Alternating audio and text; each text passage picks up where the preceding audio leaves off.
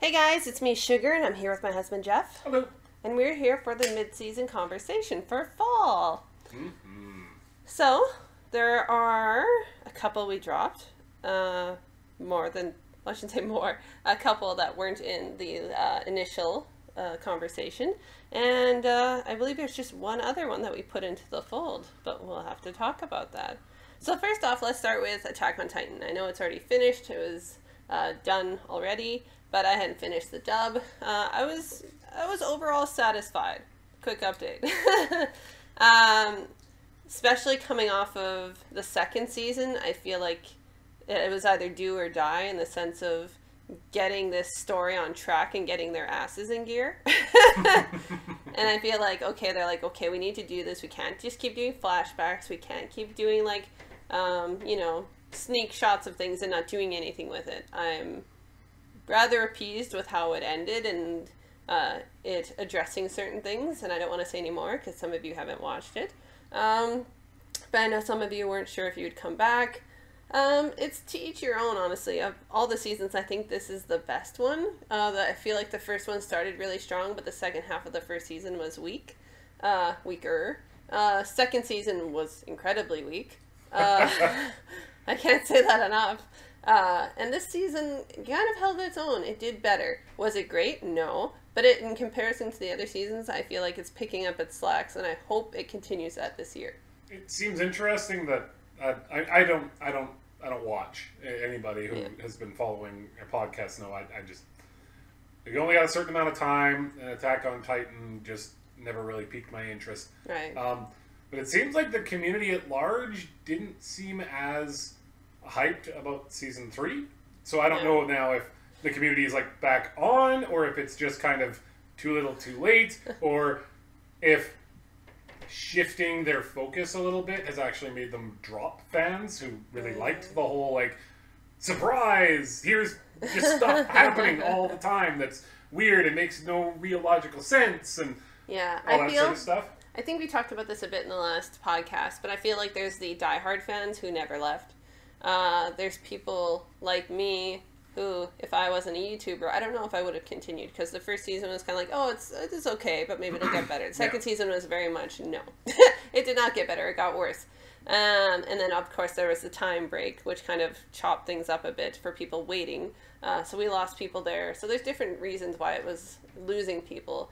I wouldn't say based on the quality of this season, that's what made people mainly drop out. I feel like the time between seasons and the fact that, it didn't want to get its ass in gear. And I know a lot of people, like, I skimmed the manga, like speed reading, if you want to call it that. And the people who religiously read the manga really love it. I can't say I love the manga, but it did better than the anime up, like, in the first 2 seasons.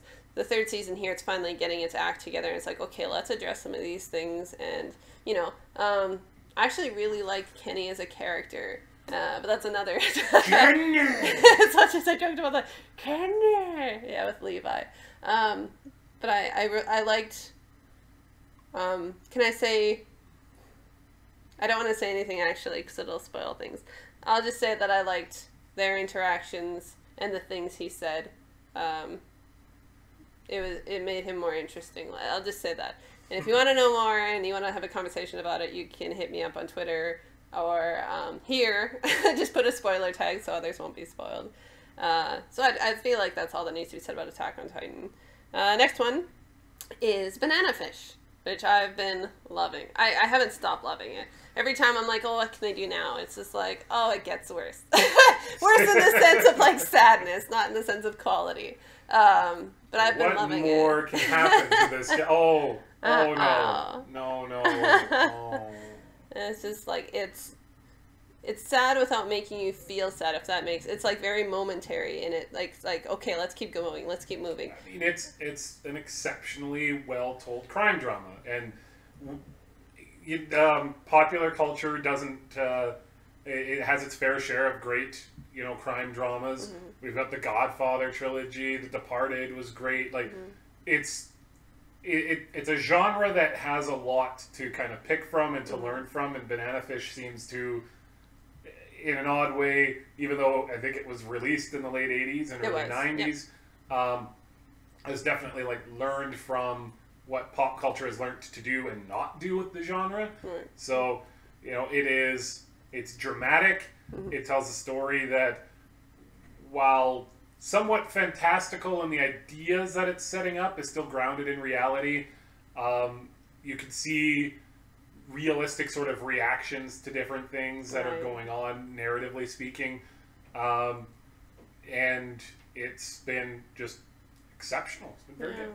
We've talked about it in length in other podcasts, so I feel like that's really all that needs to be said. If you haven't watched it, to do. It's good. That's what we can say. The next one, Black Clover. Again, I've been watching it. Jeff hasn't, which is, okay. I got like 30 episodes in, and now it's just kind of like, you are like, hey, this part was good. And so I'm like, watch this. That was nice. Do this. Look at this. Yeah. Yeah. I'm like, okay, cool. Yeah. I was like, I know you'll get a kick out of this fight scene or this. And I was like, you'll like that.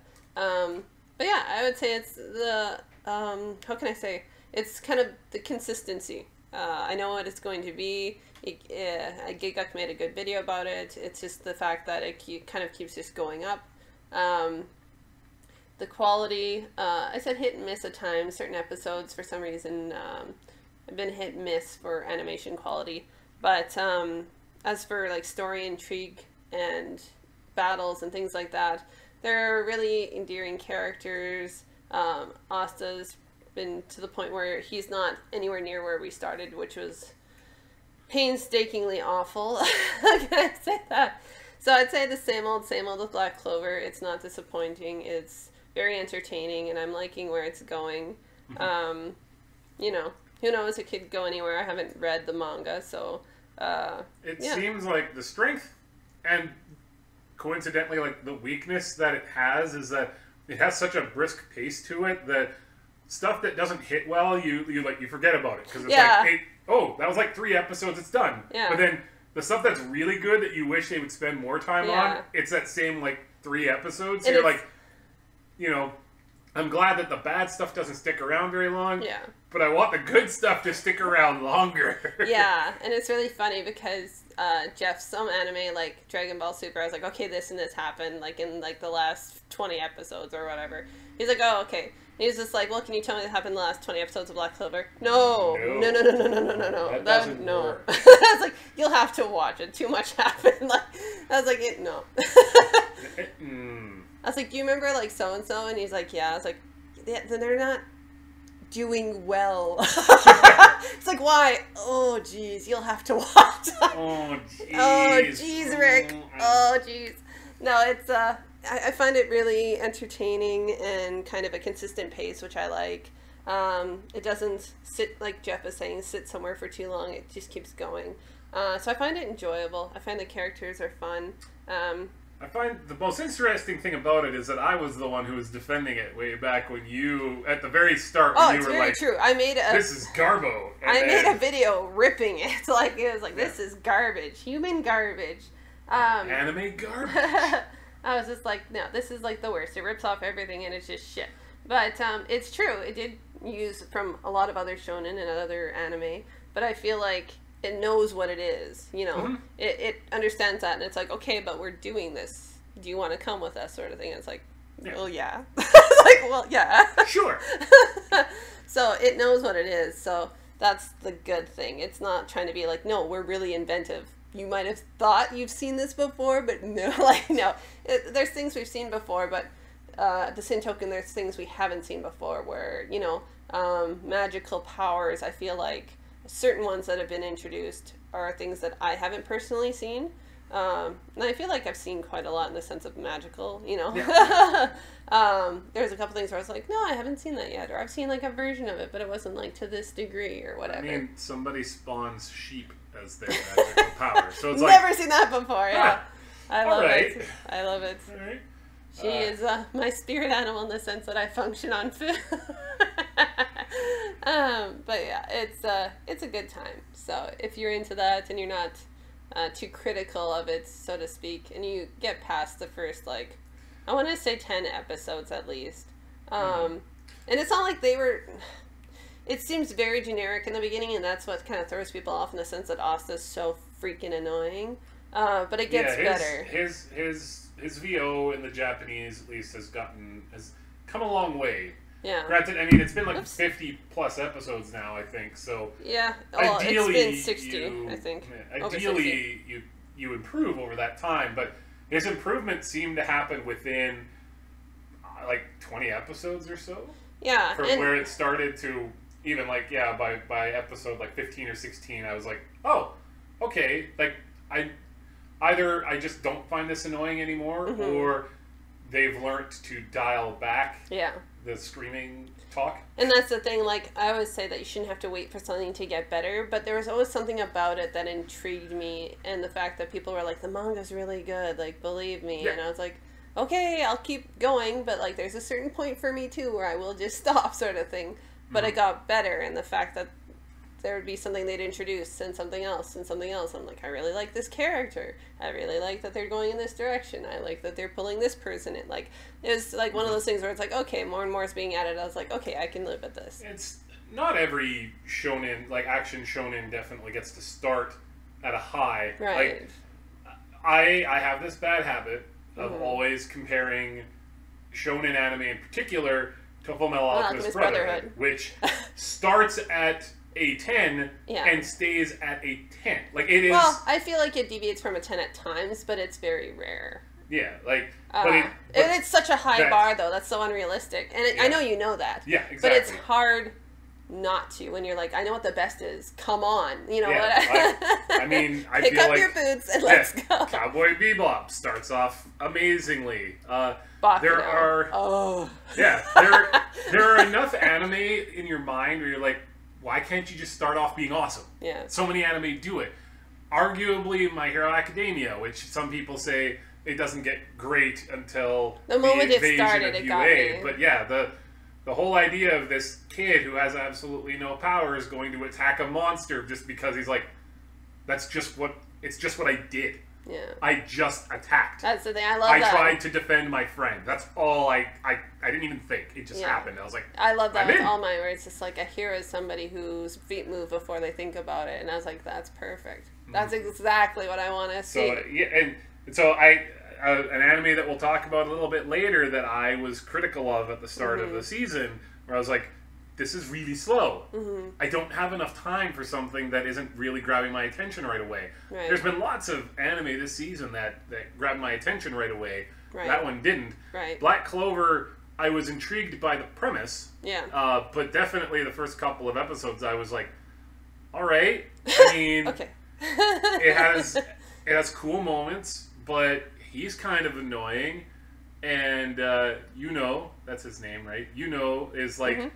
Okay, so he's just Sasuke and like Vegeta OP, in like a different garb, and so. And I love how they shift that focus away from him. It's like, okay, we know he's awesome, but let's focus on these other developing characters. Let's look at other people who are also really awesome in this world. And it's like, this is the bar, not it's these people. You know what I mean? And it's like, oh shit. Oh, darn! It's like, damn. I don't know which started first between My Hero Academia and Black Clover, but it's almost like the anime learned from My Hero Academia that you show the ultimate power right away, so everybody knows what the bar is. In My Hero Academia, it's All Might. That is the bar. That is essentially the greatest any person has ever been in that world, and that is what you have to expect your protagonists to eventually aspire to.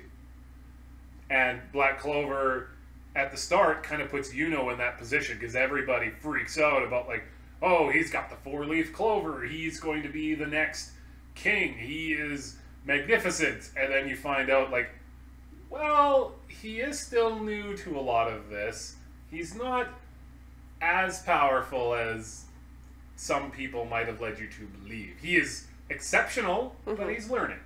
So to answer your question, My Hero Academia came out in 2016, and Black Clover came out in 2017. Yeah, I was talking about the manga, I was wondering. Oh, the manga. I'd have to double check. I think Black Clover's came out first, but I'll double check. Just while we're talking, I'll look on my phone ski. But yeah, I feel like you know, Black Clover's been really enjoyable for me. And like I said, Gigak made a good video about why it's not for everybody, and that's understandable. It's, to quote Huber from Easy Allies, this is a swimming in sevens anime. If you haven't figured out, Jeff loves Easy Allies. Not necessarily anything to do with anime. They do a little bit of anime now, but they're more of a gaming channel. But I love his idea where he's like, you know what, sometimes, and I'm guilty of this too, where I'm like, I want the best. I don't... Simply the best. Yeah, I want to watch the best stuff. I don't have enough time to sit here with middling stuff that is like, well, it's like this, but not as good. I'm like, well, why don't I just watch that instead?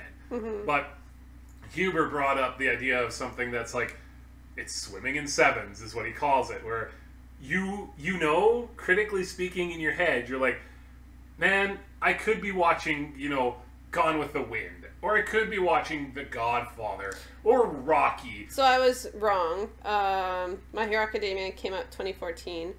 Black Clover seemingly came out the year after. Okay. But there's nothing wrong with really enjoying and spending your time and freely admitting, like, this is a 7. It's fine.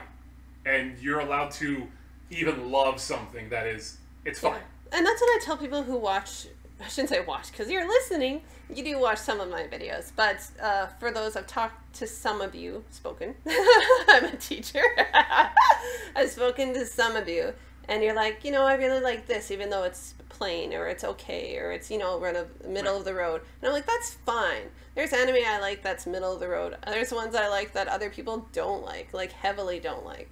It's okay to like those. You don't have to, like, love everything that's just a 10. You know, I love, well, Jeff knows, I avidly love Ouran Host Club. It's by no means a 10, but I love it. Yeah. Avidly. I've watched it a million times. I've watched it through a couple of times. It has charm. It's exceptionally charming. It's incredibly funny. It's incredibly sweet. It's very endearing. I love it. Lots of, like, mid-2000s anime feel like that to me. Which nailed it, yeah. Or even, like, a little bit older. Like, if I was to critically look at Escaflowne, I don't think it is fantastic. Yeah. But I really, really enjoyed it at the time. Yeah, at the Inuyasha time. Is something that is swimming in sevens. Inuyasha is, at best, it's like yeah, it's fine. Like, it's alright. Yeah, and that's, like, totally off topic here, but we'll get back on track, I promise. Inuyasha, I feel like it suffered, and that's why I dropped. Like, I literally got halfway, and I was like, I can't do this anymore. It was so repetitious, and it's just like, I really enjoyed, what was the one you really liked? Ranma 1/2. And I started watching that, and I got deep into it, and I'm like, God, this is repetitious too, and I believe I ended up dropping that. And it's just like, I can't keep doing the same jokes. I can't, like, it was super funny when I first saw it. I was like, this is great. This is so funny. Yeah. But then it was like the 15th, 20th time, I'm like, this isn't funny anymore. Stop doing it. Get a new joke. You know what I mean? God, could you imagine like a Ranma half Kai where they just they cut out all of the stuff that they do over and over again, and they just push the plot forward? Like, that would be an excellent comedic. It ended up being like 20 episodes. And that's fine. That was I'm not sure who. Oh, it was shout out again to Gigak, who put out a new video today, and he was talking about. We don't mean to be promoting other people, but Gigak is one of our favorites. Yeah. So it's And just the way he was talking about how, like, our anime culture has changed now, where we prefer a very compact, quick, every moment is great 12 episodes, as opposed to let's have an elongated. And sometimes, I mean, Ranma goes on for ages, but sometimes you don't have the content for 24. Yeah. You just don't. And that's the thing. That's fine.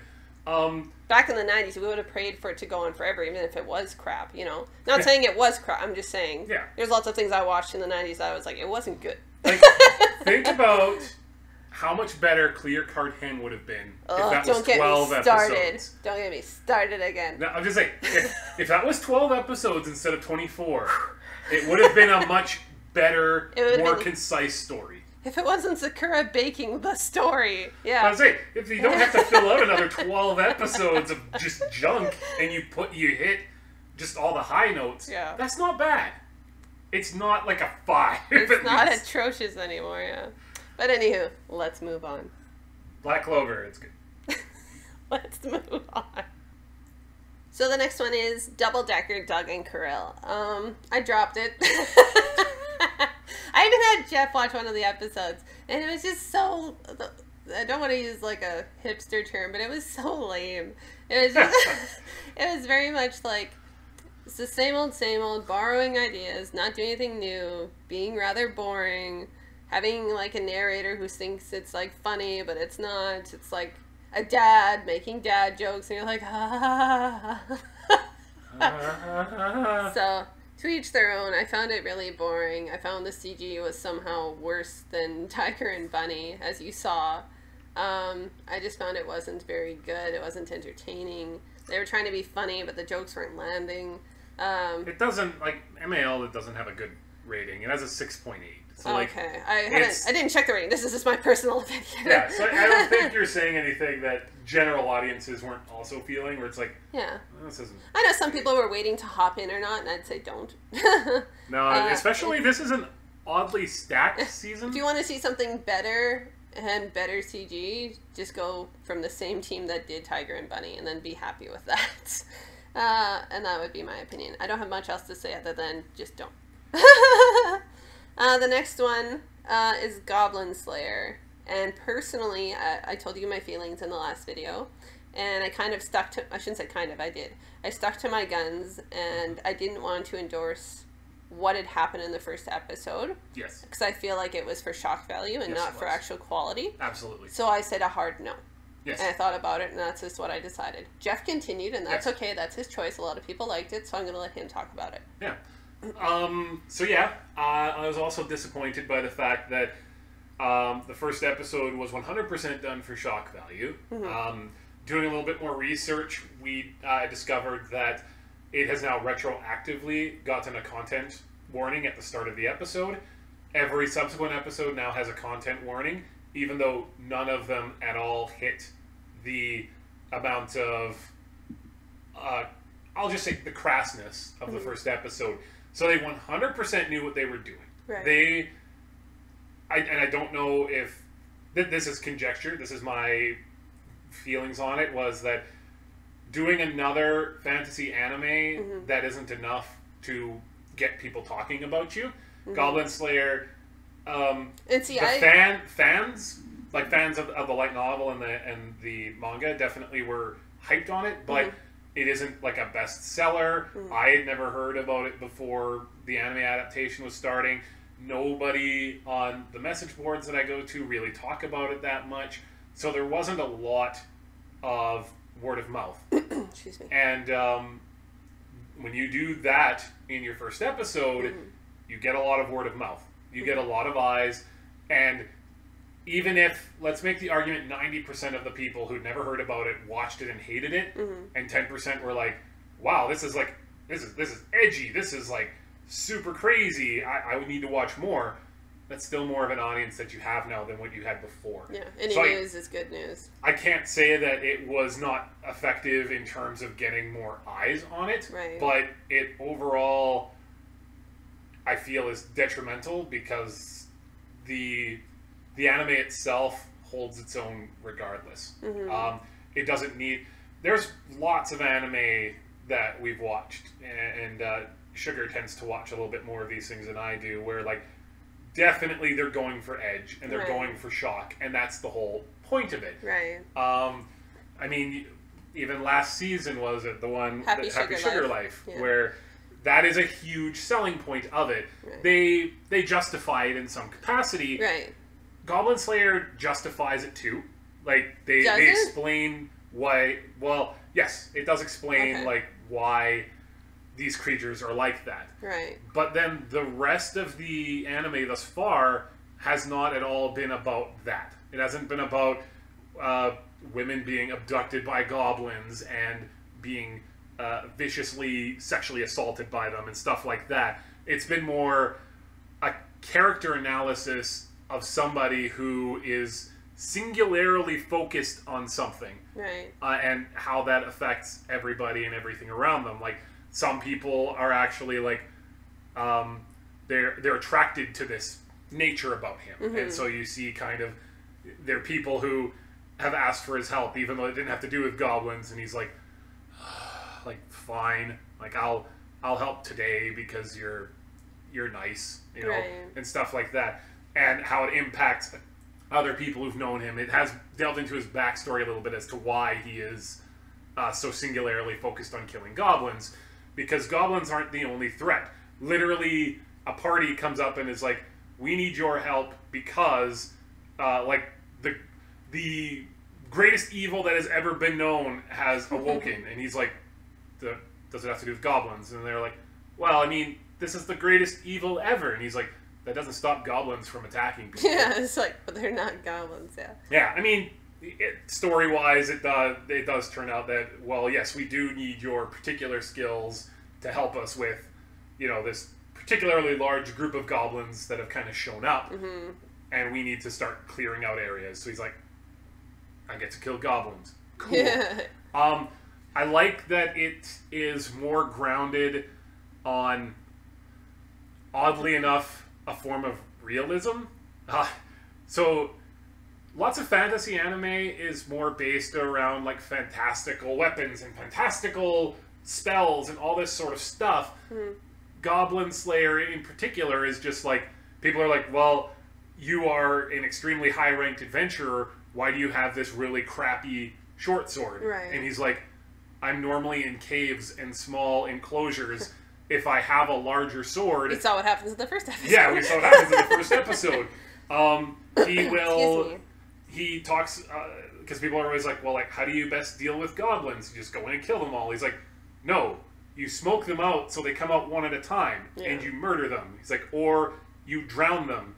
Or one of the episodes ends with him... There's 2 exits to this area. One side is completely just demolished, so they can't get out. He starts a fire inside, and then he has somebody who can use magic create a barrier on the other side. So they literally suffocate to death. All of them. And so it's very realistic in the sense of the kind of skill set that he needed to acquire and really get to know. Right. And then bringing in these newer characters who... it's very kind of meta in the sense that the world is based around D&D. And these 2 people are playing D&D. It's just that Goblin Slayer is a character that neither the DM or the players control. Right. And so all of his actions have literally just been random rolls of the dice. I wish across the screen it would flash critical miss or something. It'd be funny. So, like...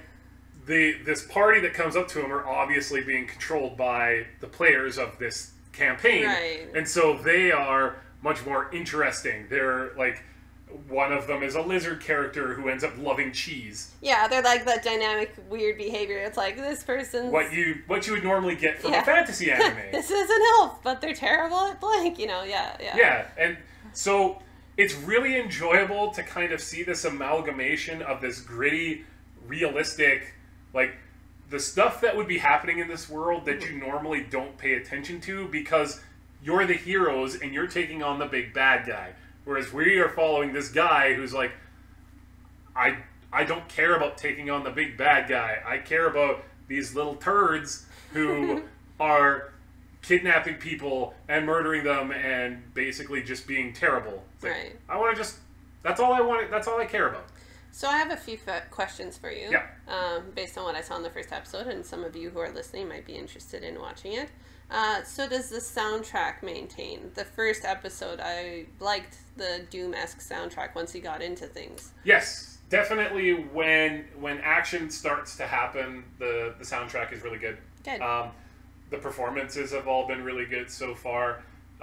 Goblin Slayer as a whole is a very stoic.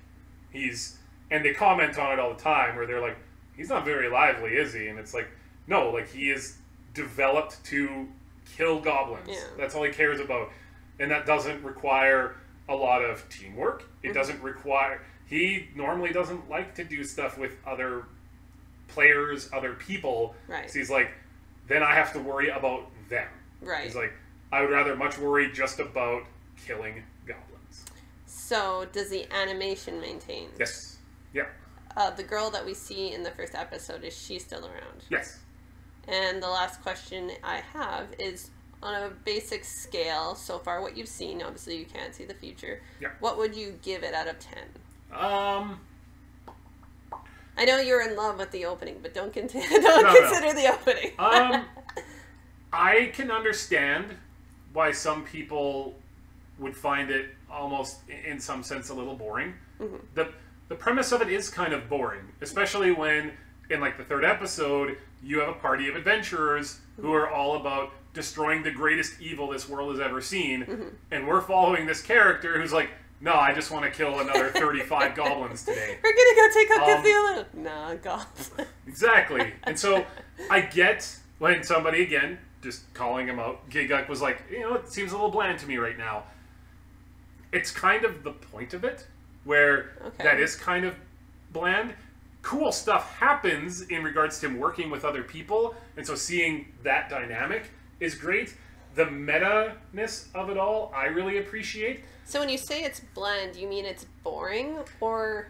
In the sense of, so far, out of what I have seen, beyond there being one instance where they encounter a creature that they weren't expecting, every episode revolves around, there are goblins over there, I'm going to kill them. That's what it is. And the way other characters react to this person existing. So the main reason you are watching it, and this is just so other people can see if they want to watch it, is because it heavily is associated with D&D. That is part of the reason, and the fact that it's like the meta commentary that it has on D&D, and not just D&D. Like it knows what it's doing. It knows that like anime typically revolves around seeing the big hero, and so it's always every other character is always like, this guy is like a really high-ranked adventurer. All he does is kill goblins. Like, what does that prove? That doesn't prove anything. Go out and kill a troll. Go out and kill a dragon or something like that. And so it's just, I find it really intriguing, and it's not something that I've really seen in anime where... So it's just another person's perspective is what you like. That's not necessarily our lead. Yeah, and I like that the combat thus far has been largely grounded in like a realistic depiction of a fantasy world. In anime where a lot of times fantasy worlds and fantasy anime are all based around characters having an absurd amount of power or something that like breaks the world or whatnot. Right. This is just one guy who, through years of experience, has learned to be very good at killing a particular set of creatures, and that is what he does. And so he doesn't carry around, a long sword +3. He's like, no, another great moment is as they're killing, he and this party are killing goblins. Make sure don't spoil a lot. No, it's not a big spoiler. They're killing goblins. Okay. Shocker! And the one character, she's like, stabbing them with her sword, and she's like, my sword is getting dull. Like, what's happening? So she looks over at, not corrosive, but like it's getting slick with blood and guts and stuff, right? So she looks over at what Goblin Slayer is doing. All he does is he just steals their stupid little swords that they have, stabs them with it, walks over to someone else, grabs it, stab. Like, and she's like, that is like so smart. Yeah. Like, why would I sit here and sully all my good stuff when all you need to do is slit their throat? Yeah. And you can do that with a really pointy rock if you had to, I guess. And so I'm intrigued by all of that. I'm happy that the anime has not relied on shock value anymore. They have encountered other people who have been taken in by the goblins. They're nothing... Like, you could see that they were obviously mistreated, but there wasn't anything that I would say would trigger people who have had to live through those sorts of experiences. It isn't something that is done to exploit. Anymore. So, I get what they were doing. I don't respect that that's what they did, especially when I think it's like an 8 I'd give it like an 8 right Really? now. Yep. Okay. I've really, really enjoyed it. I'm just surprised to hear that. That's why I'm not swaying his score. I just mean really in the sense that that's what you'd give it. Yeah, I'd give it an 8. It's very refreshing. Because I just say I was surprised also because when I hear you give kind of like a summary of every time you finish an episode, you're like, you know, it wasn't like super great, but it was like doing this, and you know, they didn't actually do like blank or blank. Like, I can't get into it, I guess, without saying anything, but that's why I was surprised it was an 8. Because the way you kind of explained it, you're like, you know, it's okay. I feel like where they're going is getting really good, and I love... Remember, you can't score something where you think it'll be what it is. I love what they've done with the combat scenarios thus far. I enjoy the fact that they portray him as... He's single-minded to the point of almost insanity, but he's also an exceptionally brilliant So is he person. Insane or just focused? He is focused. I would liken him to a character almost like a Sherlock Holmes, where... Let's not go there. No, I'm just saying. If any of you know anything about me, I'm a huge fan of saying, Sherlock Holmes. So this is triggering. No. Sherlock Holmes is a character who, by all accounts, he is kind of a dickhead. He has no social skills. He abuses drugs. But he is exceptionally intelligent and smart and gets the job done. That's Sherlock Holmes. Correct. And I'm not saying that that Goblin Slayer is a brilliant detective. If you need a brilliant detective, you call Sherlock Holmes. Yes. If you need goblins killed, you call Goblin Slayer. He is so singularly focused, he doesn't care about being nice. He doesn't care about like really helping others. He doesn't care about the fact that other people are like, I can't believe you won't take on other things. He's like, no, I'm going to kill goblins because they need to be killed. So then this is now my last question, then we'll move on. So did they make him out to be impervious? Has he been injured yet? Oh, he's been... Okay. Yeah. Like I said, I haven't watched, so... In the first few episodes, definitely the scenarios in which he finds himself, he is very much in control. He's showing, ideally, how things work out. Right. And then the next 2 episodes is not ideal, but he doesn't Panic. freak out. Yeah. He doesn't panic. He just he analyzes what's happening. He realizes what his party members can do. Right. He formulates a plan and goes for it. But at the same point, another thing is that he doesn't fear injury or death, really. Like, he's accepted the fact that everybody dies. Yeah. And he's pretty much accepted the fact that at some point he's going to get careless and a goblin is probably going to stab him through the brain. He's like, that's where my life inevitably leads. Right. Or I somehow kill every single goblin that exists in this world. Which won't happen. Yeah, so he's already... Just mathematically speaking. So he's resigned himself to that. So he seems impervious in the fact that he doesn't freak out and he doesn't get worried about his own personal safety. Mm-hmm. He shows minimal worry about everybody else's safety, where he's like, he has told people step back, you can't handle this. Yeah. But it's more of a tactical thing where he's like, you're going to get in the way. Yeah, you're going to back hinder away, my please. thing. Yeah. Yeah, and so he's been shown to be somewhat impervious that way. Mm-hmm. In the most recent episode I watched, though, he was injured to the point where he slept for 4 days in a row. He just slept to recover. And then when he woke up, somebody was like, are you okay? Should you be moving? He's like, I'm moving now, aren't I? I'll be fine. And it's like, all right. So he was exceptionally close to death. Okay. I just wanted to see if he was kind of I don't want to use the word Mary Sue, but he's definitely not OP. He's OP when fighting goblins because he's done it for his entire adult life. Okay. We'll move on then. I think we've got all we need. So the next one is Golden Kamuy Season 2, which has been waiting for seemingly so long, but it hasn't been long. It's been they took 1 season off and are back. Too long. It's been too long for me. I really enjoyed it. It's very much Bakano vibes in the sense that, there's this one objective. Excuse me, my voice is going today. Must be from teaching. It's just there's this one thing that's driving everybody. And, like, some people are more sane than others. Other ones are more crazy. And it's so good. It's just been getting better, honestly. The opening and closing as well have been rather satisfying. Personally, I am of the first season. I really love that opener. The best. Ooh, Man with a Mission. Sugar loves Man with a Mission. No, I do. It's an excellent song. It's probably the best opener of the season. All the time. And you know it. I was literally singing it before we started. I just said it's probably the best opener of the season. Oh, yeah. Oh, well, we'll see. We'll have to talk about it too, because at the end of the year here, we'll do like we did last year. We'll have our talk about our top 10s. We'll wait for the Crunchyroll Awards, and then we'll discuss if we thought they were right or what we think should have been sneaking in there. But we'll have to see. But yeah, it's been good. I can't say enough good things about it. You should watch it if you haven't been. Watch the first season if you just noticed it now.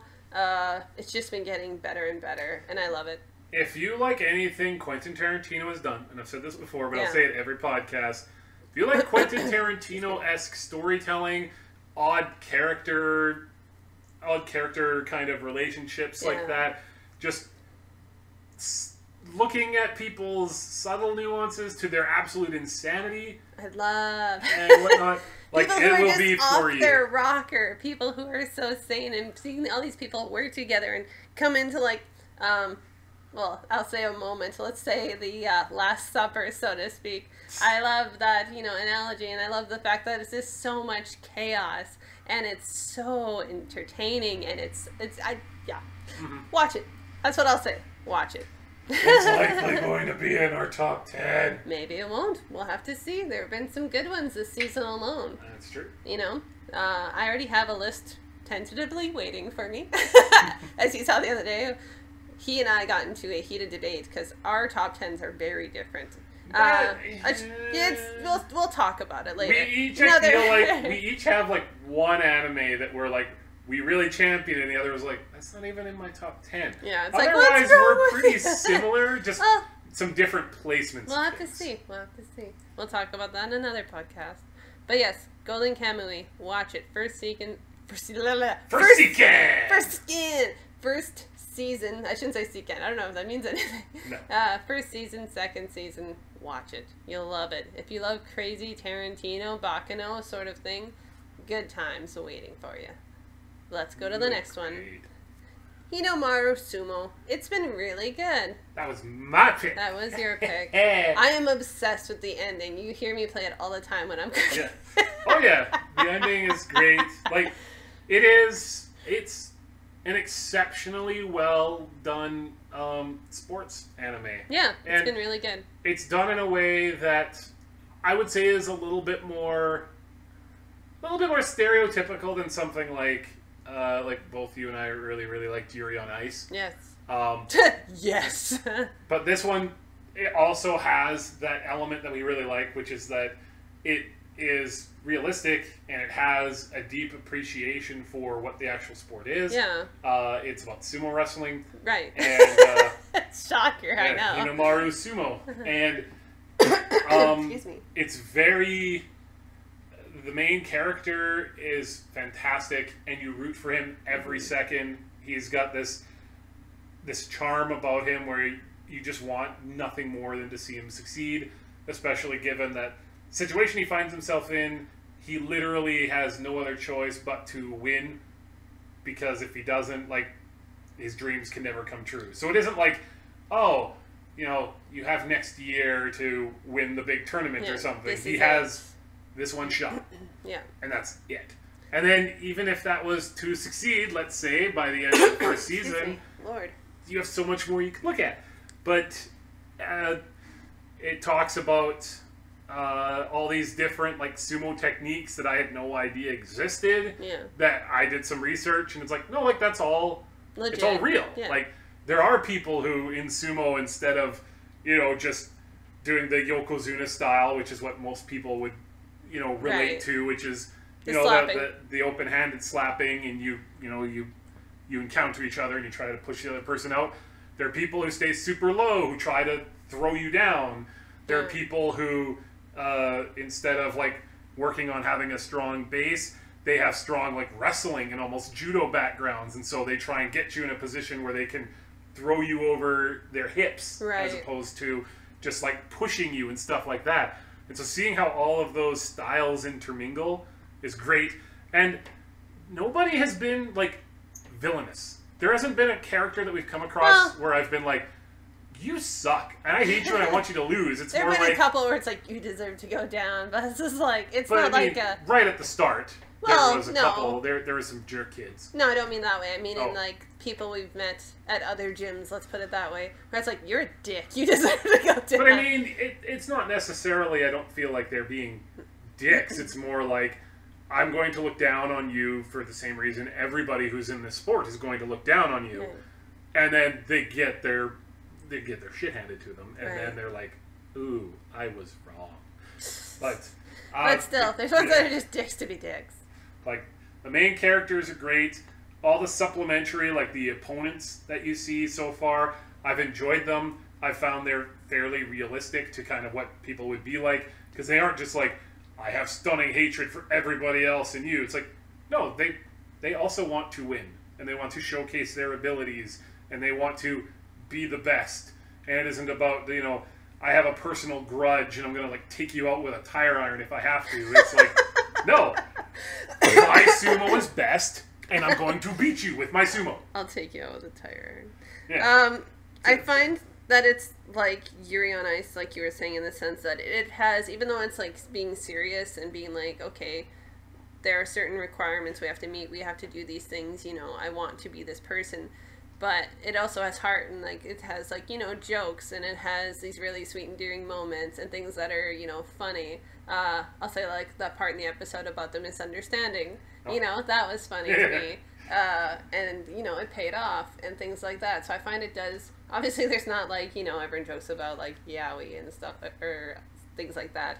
And not that, I don't mean that way. I mean in the sense that it does take itself seriously, but at the same time it has a lot of heart and humor about it. You know, these people are real in the sense that, you know, you can be really serious about sports but still be a genuinely nice person, or you can make jokes that are, you know, at times inappropriate or whatever, you know. It's just funny. I wouldn't even say that they're inappropriate jokes. It's just the fact that, like, you know, there's the odd time where things are said where you're like, haha, you know, that would made me laugh. Like, that's something I would have said at a sports event where, like, yeah, that's something I would have noticed and pointed out, and then everyone would have laughed. Like, I believe it does have an English dub, but we're watching the Japanese. The performances have all been really good. I feel like the animation has been really good. It does have this tendency sometimes that to highlight like a particular action, it'll freeze frame. Right. But that seems more to like mimic probably the manga as opposed to it being like, well, we don't have the budget to do this, or we don't need to. We don't want to have to spend the time to animate this, especially in a sport where individual moments are literally what the sport is about. The sport is about a clash, and then at one moment somebody breaks in some capacity, or somebody, you know, is overwhelmingly better technically or stronger than another one. And so it's showing that exact moment, as opposed to something like Yuri on Ice where it's all performance. It's a dance. We want to see everything in motion. Here it's like an intense, you know, 3-second encounter, and then it does like a hard cut to the moment where it's all over. Yeah. And I'm like, I don't mind that much. I'm okay with that, because it shows the rest of the action. I'm like, okay. It's kind of like one of those moments that it kind of just freezes time for, like, you know what I mean? the dancing one. Where, oh, don't go there. Oh. Welcome to the ballroom. Wow, they're so beautiful dancing. And you just see the crowd reaction as opposed to them dancing. Don't get Here it's like, I just wanted to phrase it because people who have listened to our podcasts all the way through will point out, like, you've said before that you want to see everything in motion. I do. Here, though, it's a singular moment that needs to be emphasized. Yeah, like it's happened in other things, like, of course now when I try to think of it, I can't think of anything. But many anime have done that, which I am okay with, where like in Hinomaru Sumo, they show the entire fight. It's just kind of like the last devastating blow. Even Dragon Ball, a lot of things do it, where it's like, it feels like time freezes because it was so like that was intense. The point. It was intense, and you don't see it coming. The fight ended there. Yeah, where it's just like, okay, it seems like this person will win, but like, no, they have this other move up their sleeve that's real, and it's like, holy crap, that happened so quickly, and that's how the other person would have seen it, as like, it just happened, you know? Yeah. I don't remember when I hit the floor, but I hit the floor. So I feel like that's okay, because I know, yeah, I've mentioned it before, where it's like, I hate when things should be in motion and they're not. Welcome to the Ballroom pissed me off the most out of, I think, any anime for that exact problem. There are things I've let go to try to get through it, but Welcome to the Ballroom, I could not abide. I've mentioned it many times before, not to get into it again, but I used to be a competitive dancer, and to see people not do it justice made me very angry. Plus the Velociraptor necks. Oh god. It made me just very angry that it wasn't doing it justice, because it is a very hard sport. It's a very hard competitive event. It's very hard. In a sense, it's like figure skating, but figure skating is way worse in the sense that it's way more intensive. It's much more taxing on the body in every single way, really. And you do it all on like a 3mm piece of blade. So, of course, those aren't exactly on the same level. Ice skating is way harder. But, I mean, just watching that in Yuri on Ice, and the same feeling as Yuri on Ice as you do when you watch figure skating were the ones that were, like, just so well done you cried. It sounds so corny, but maybe it's a Canadian thing. But it's like when somebody does a performance perfectly to the perfect soundtrack. Oh, yeah. It's the most beautiful, heart-wrenching thing, especially if they're doing it so beautifully and they fall. You just gutted.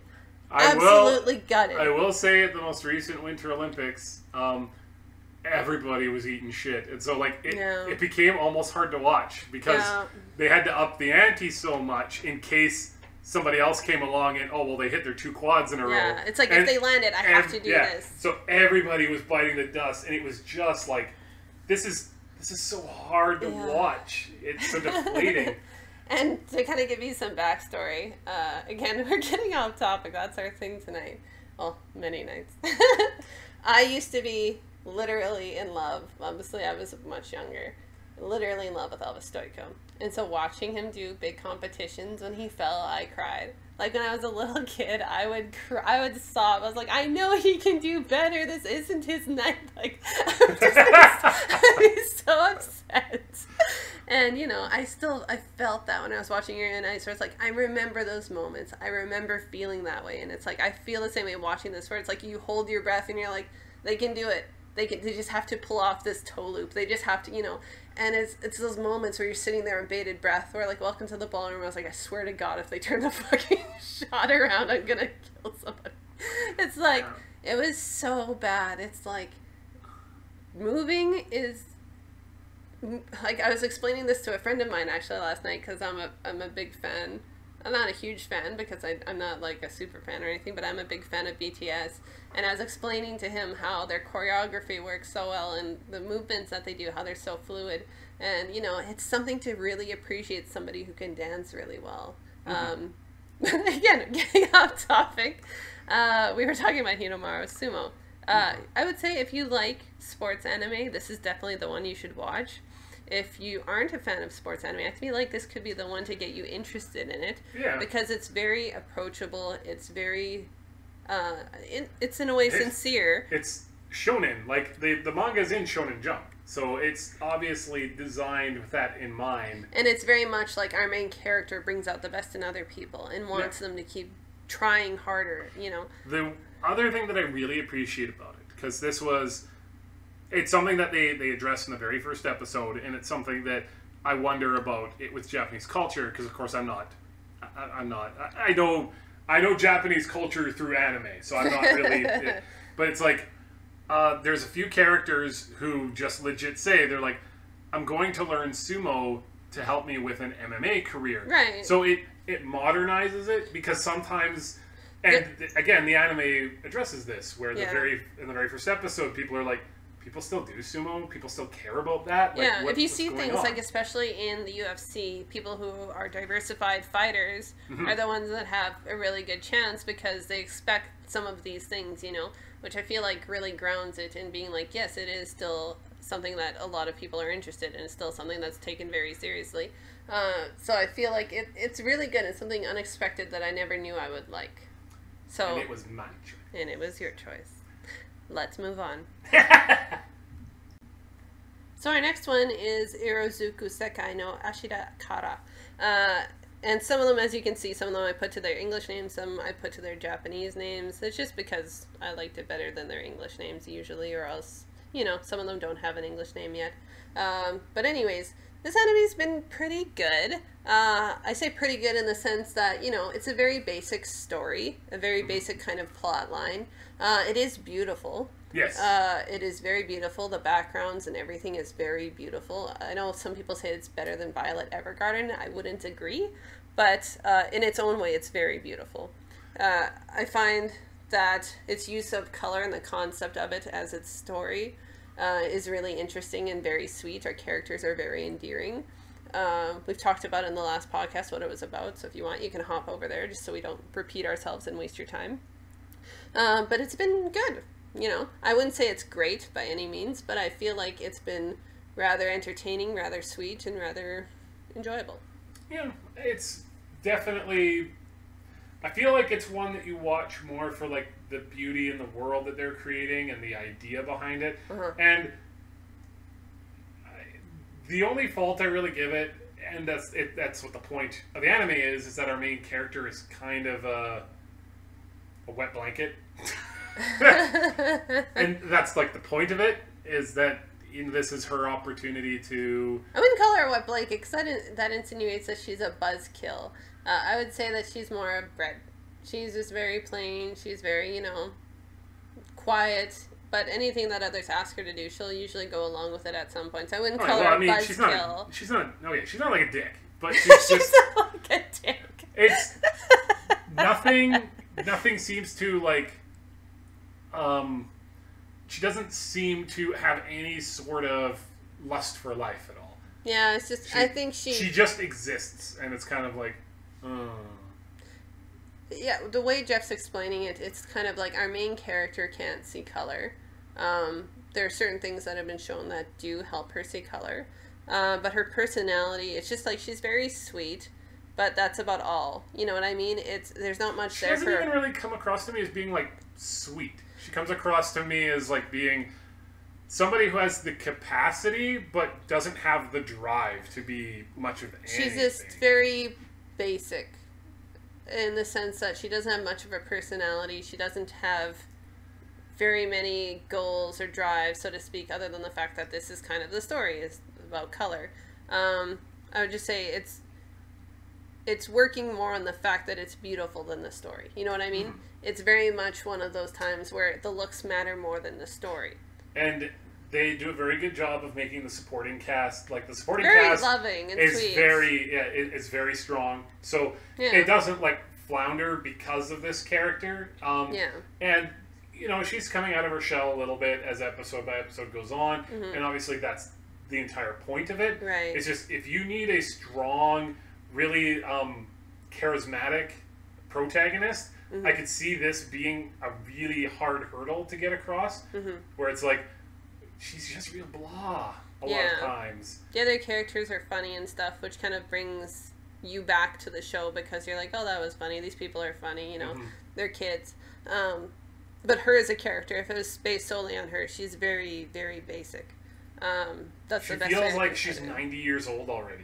Well, I mean, she is from the future, but, you know, that's something I don't feel like has a part in her personality. I feel like she's just kind of a dull person.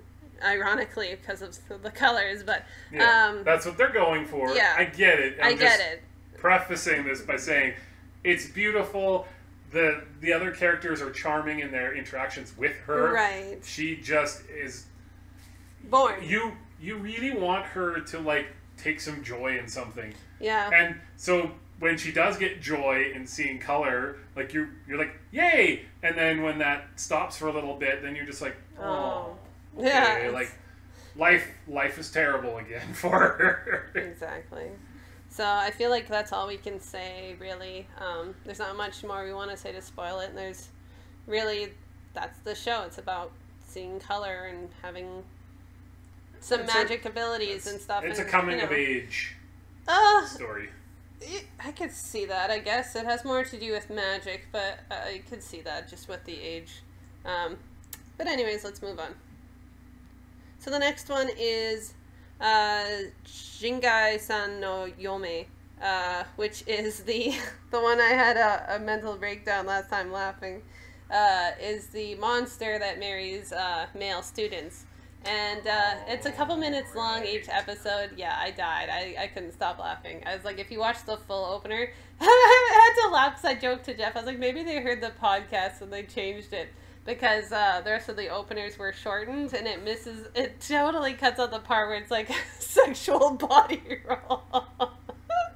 But anywho, it's just been kind of a jokey short episode, basically about monsters wanting to marry male students, and them kind of being in a female role of being like, oh, we're going to get married, and oh, home life together. It's kind of a silly thing. It makes me laugh.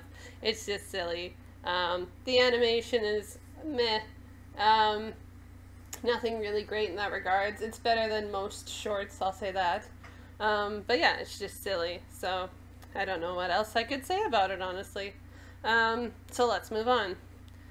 The next one is Karakuri Circus. And it's been so good. Mm-hmm. And another one I play all the time is the opener with Bump of Chicken. Oh my god, that Bump of Chicken. I love the name in general, but that song gets stuck in my head all day long. And, you know, it's been really good. I've liked it. I like that it hasn't been playing it safe. And I find that our male lead character, who, not the child, but the adult, Narumi, has been, I'm terrible at remembering names. Glad Jeff's here.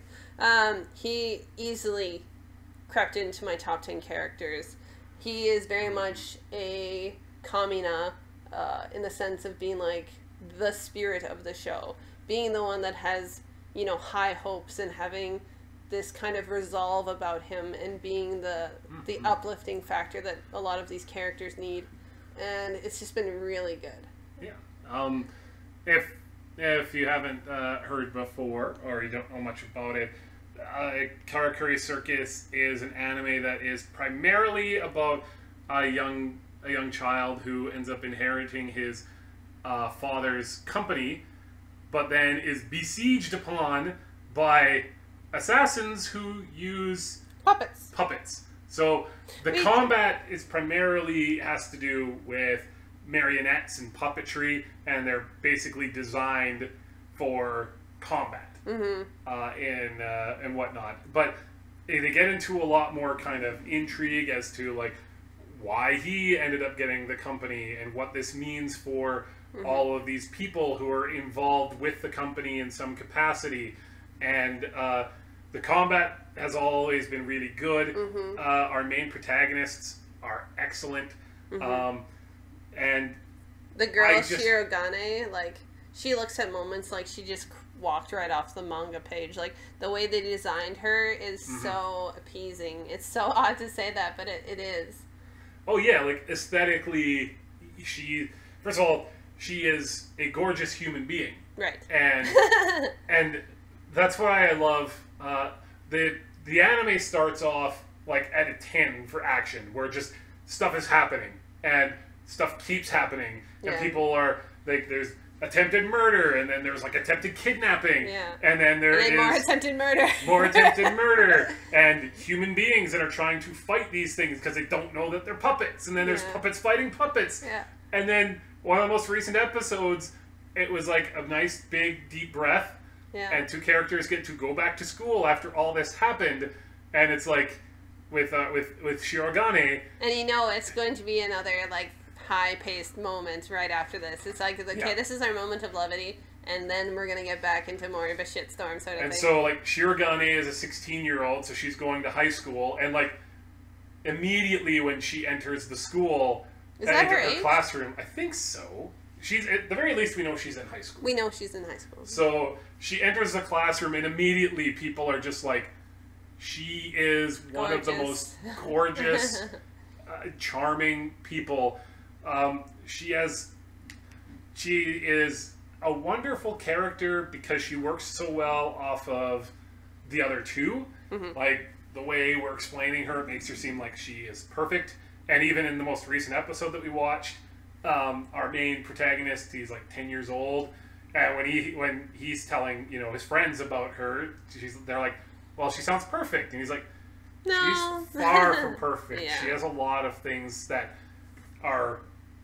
she needs to work on. She has a bit of a stunted personality. Yeah. She never got to be a child. I was about to say, don't spoil anything. No, I'm just saying. She has reasons why she is somewhat stunted in her emotional growth. Let's say that.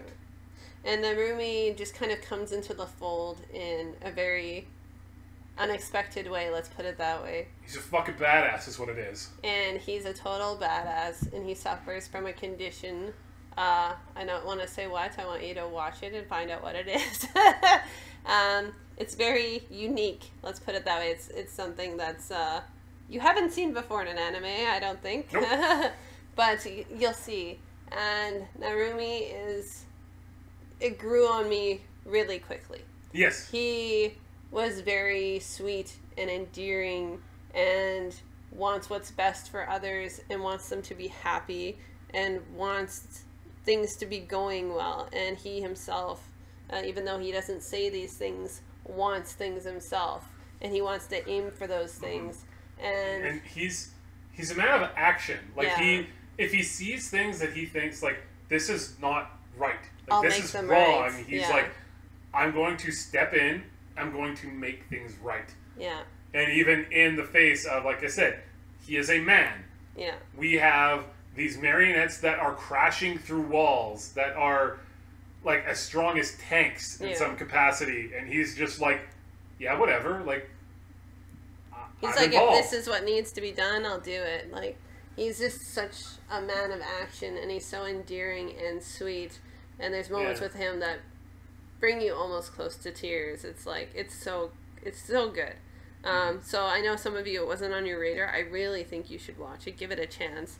I feel like it's animation. I feel like it's premise. I feel like a lot of it just has a lot of things going for it.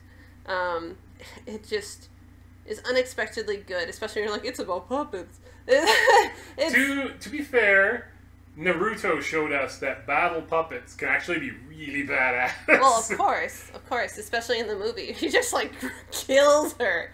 But anyways. Yeah. So, as soon as I heard that, I was like, huh. So you take those cool elements that you didn't get to see a lot of in Naruto, and that's what this is going to be basically about? Make the whole series about, like, all puppets, and ones that are, like, very simplistic, and you're like, yeah, that seems like obvious, it'd be manned by a person. Then you have ones that are basically like tanks. You're like, we can ride it. It's like, are you serious? And you're still controlling it while being on it. It's so interesting, and all of them have different kind of, can I say each puppet has a different purpose? Yes. Some are meant for battle, some are meant for searching, some are meant, like, you know, there's different reasons for them. I just find it's such an odd, interesting concept that it works. Yeah. On paper, it's like, what the hell is this? But when you see it, I don't mean in manga, I mean in writing. But when you see it and you watch it, it's so appeasing and so oddly satisfying. And for a lot of storylines, it doesn't take an easy way out. Can I say the tower, and you know what I mean? Yeah. I find that, you know, it doesn't make easy choices in the sense for some of its characters. It's like, well, you do this or this. And it's like, well, I'll take the harder option because I feel like that's the right option, you know? And I just love it. I love the designs of the villains as well. They're like stuff that I would have seen years ago. You know what I mean? They're not stuff that's very modern, but that's a good thing. It works so well with the type of anime that it is. But anyways, I think you should give it a watch, personally. Yes. It has probably, I feel like, probably crept into our top 10. We'll see. We'll talk more about that. But it's not like a silly kind of, I don't want to use the word metabots, but like, it's like people get hurt from these puppets. Like, you see blood, you see people getting badly hurt from them. So it's not a joke. It's very much serious. And it's not like a Naruto where you see the thing slide across and like, oh, they have to be dead now. It's like you see people die. Oh yeah. It's very serious in that sense. So watch it. And so the next one is Okoshiyasu Chitose-chan. That's just the short one I was telling you about with the penguin. Very much stick to what I told you about before, the very touristy thing. Goes to different places in Japan, says why they're tourist spots, shows that the people love the penguin for some reason. Because penguins are lovable. Because he's a frequenter of these spots. So really it's short anime. I'd say you can give it a watch. Animation's pretty basic. Nothing atrocious though. And if you just want to if you want to watch something short, that would be it. We'll move on. So our next one is Radiant. Yeah, I guess I can take the lead a little bit on talking about Radiant, because I was the one that in our previous podcast I was a little critical. I won't say I was hypercritical. I was very worried that certain things would happen. Pick. Yeah, that's fine. That's good. I think we both saw it. We were like intrigued, but you were the one who was I would say you were definitely not intrigued. You're like, are you interested in this Radiant? I was like, yes. You're like, I likely won't be. I was like, no, okay. It wasn't that bad. But you were too. No, you were no. angry. I was just like, this looks really generic. And to be frank, I mean, there's nothing about it thus far that has been wholly like unique and like I've never seen that. But again, Black Clover is the exact same way. Mm-hmm. Shonen as a whole has seemed to evolve into being like that right now. Mm-hmm. By shonen, I mean like, battle shonen type shows. Naruto, all that good stuff. Yeah, like, Boruto. Boruto, a lot of stuff Naruto. we've already seen before. Black Clover, a lot of stuff we've already seen before. My Hero Academia, it's stuff we've seen before. But just really done well. Exceptionally well. There is something coming out next year, which I'm super excited about, that seems really intriguing, called Dr. Stone. Oh, right, Dr. Stone. You were just telling me about that tonight. I was like, yeah, and so, like, there is some stuff going on. I had watched a video earlier today just looking at, like, what was in Shonen Jump for 2018, because we don't get Shonen Jump. My Shonen Jumps are, like, from, like, 10 years ago. Yeah, I used to get Shoujo Beats. That was my... But, like, Dr. Stone is one of the ones that is, like, I think it's like number 4 right now in the popularity, which is intriguing considering you have One Piece still ongoing, which is like the most popular thing ever in the history of the world. And like My Hero Academia is also really, really popular, and Black Clover is in there. Hinomaru Sumo is in there. So it's interesting to hear like, oh, that actually sounds kind of unique, and I've never heard of that concept before. So Radiant, the main issue I had is, well, we've got a fantasy world where our main characters are sorcerers, and they are hated on by the community because they've been touched by these devil-type creatures called Nemesis. You say devil? Yeah, I mean, they're being treated like it's the devil. Nemesis are just, our baddies of the show. And they devil. They curse people. Like that's true. And the villains that we've seen so far definitely seem to be, I would argue, they're kind of seem like more like of a religious sort of like, we're going on a crusade against the sorcerers because they're evil sort of people. But anyway. And so all the sorcerers were doing was going around killing the Nemesis that normally would harm everybody and then like leaving. And everybody's like, screw them, they're terrible. And my critique was like, what? That's like getting mad at the cowboy who comes into town, shoots the bad guy, saves the day, and then being like, screw you, I hate you. Like, that doesn't make any sense. Yeah. But that was like an episode or 2 in. We're now 6 episodes in, and they've explained why that's happening and kind of given a hint as to the idea that our main antagonists are, poisoning the people against sorcerers for whatever reason they have. Our main character, Seth, he is adorable. he's very much like, think of like a Naruto, but he isn't like, at the start of Naruto, how he is purposefully doing stupid stuff to get attention. Yeah. Instead, he is just like the Naruto from like 60 issues after that, where he's just like the world sucks, and I need to change everybody's opinion about us. Yeah. And Seth is going to be that character who influences everybody he comes across. Right. And it's like, you know what? Sorcerers are great. Yeah. And we were wrong about them, just like Naruto proved about himself. You know, that sort of thing. The magic system that they're setting up with the magical power called Fantasia is interesting. They've still kept things a little close to the chest in terms of why Seth is unique and what that means. Right.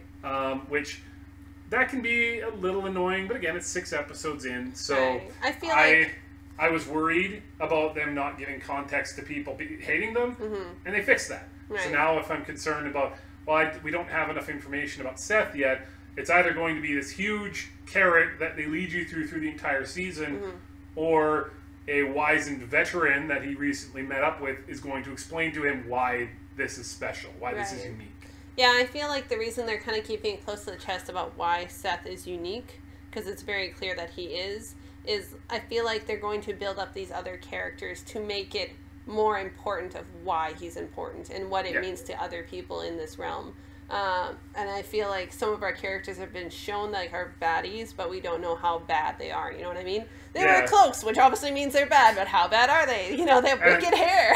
Like the only like main villain that we've run into has been very reminiscent of like Team Rocket in the sense that you sort of secretly kind of hope that something good happens for them, and they're kind of cool, calm, and collected, and they're just like, I don't hate you. Like, I was told to collect you. That's my job. Yeah. I'm sorry that is an inconvenience, but that's what I'm supposed to do. Yeah. And then when they, eventually escape that situation, he's just like, whatever. He's like, I'll see you again. Trust me. See you later. Like, we're going to do this dance forever sort of thing. And he just kind of seems like, well, that's chill for an antagonist. Yeah, it's kind of like you weren't my first hunt, and it won't be my last sort of thing. It's just like, I'll just bide my time. His name is Dart, and I love his look. I love everything about him. Yeah, the character designs have been very good. Lots of unique looks and unique character foibles and whatnot. Like our main female is Melee, and she's very much like Launch from Dragon Ball, where, the people who are affected by the curse become tainted in a way. Obviously, people know that they become sorcerers, but at the same token, they have, like, side effects. Yeah, Seth has horns. Yeah, he has horns. Alma gets wicked headaches. And Melee, where she is very much like Launch in the sense that when normally she's very sweet and cute and fluffy sort of deal, but when she gets really stressed out or anxious, she right away turns into her darker side, which is very much more aggressive. Causes a lot of damage. Yeah.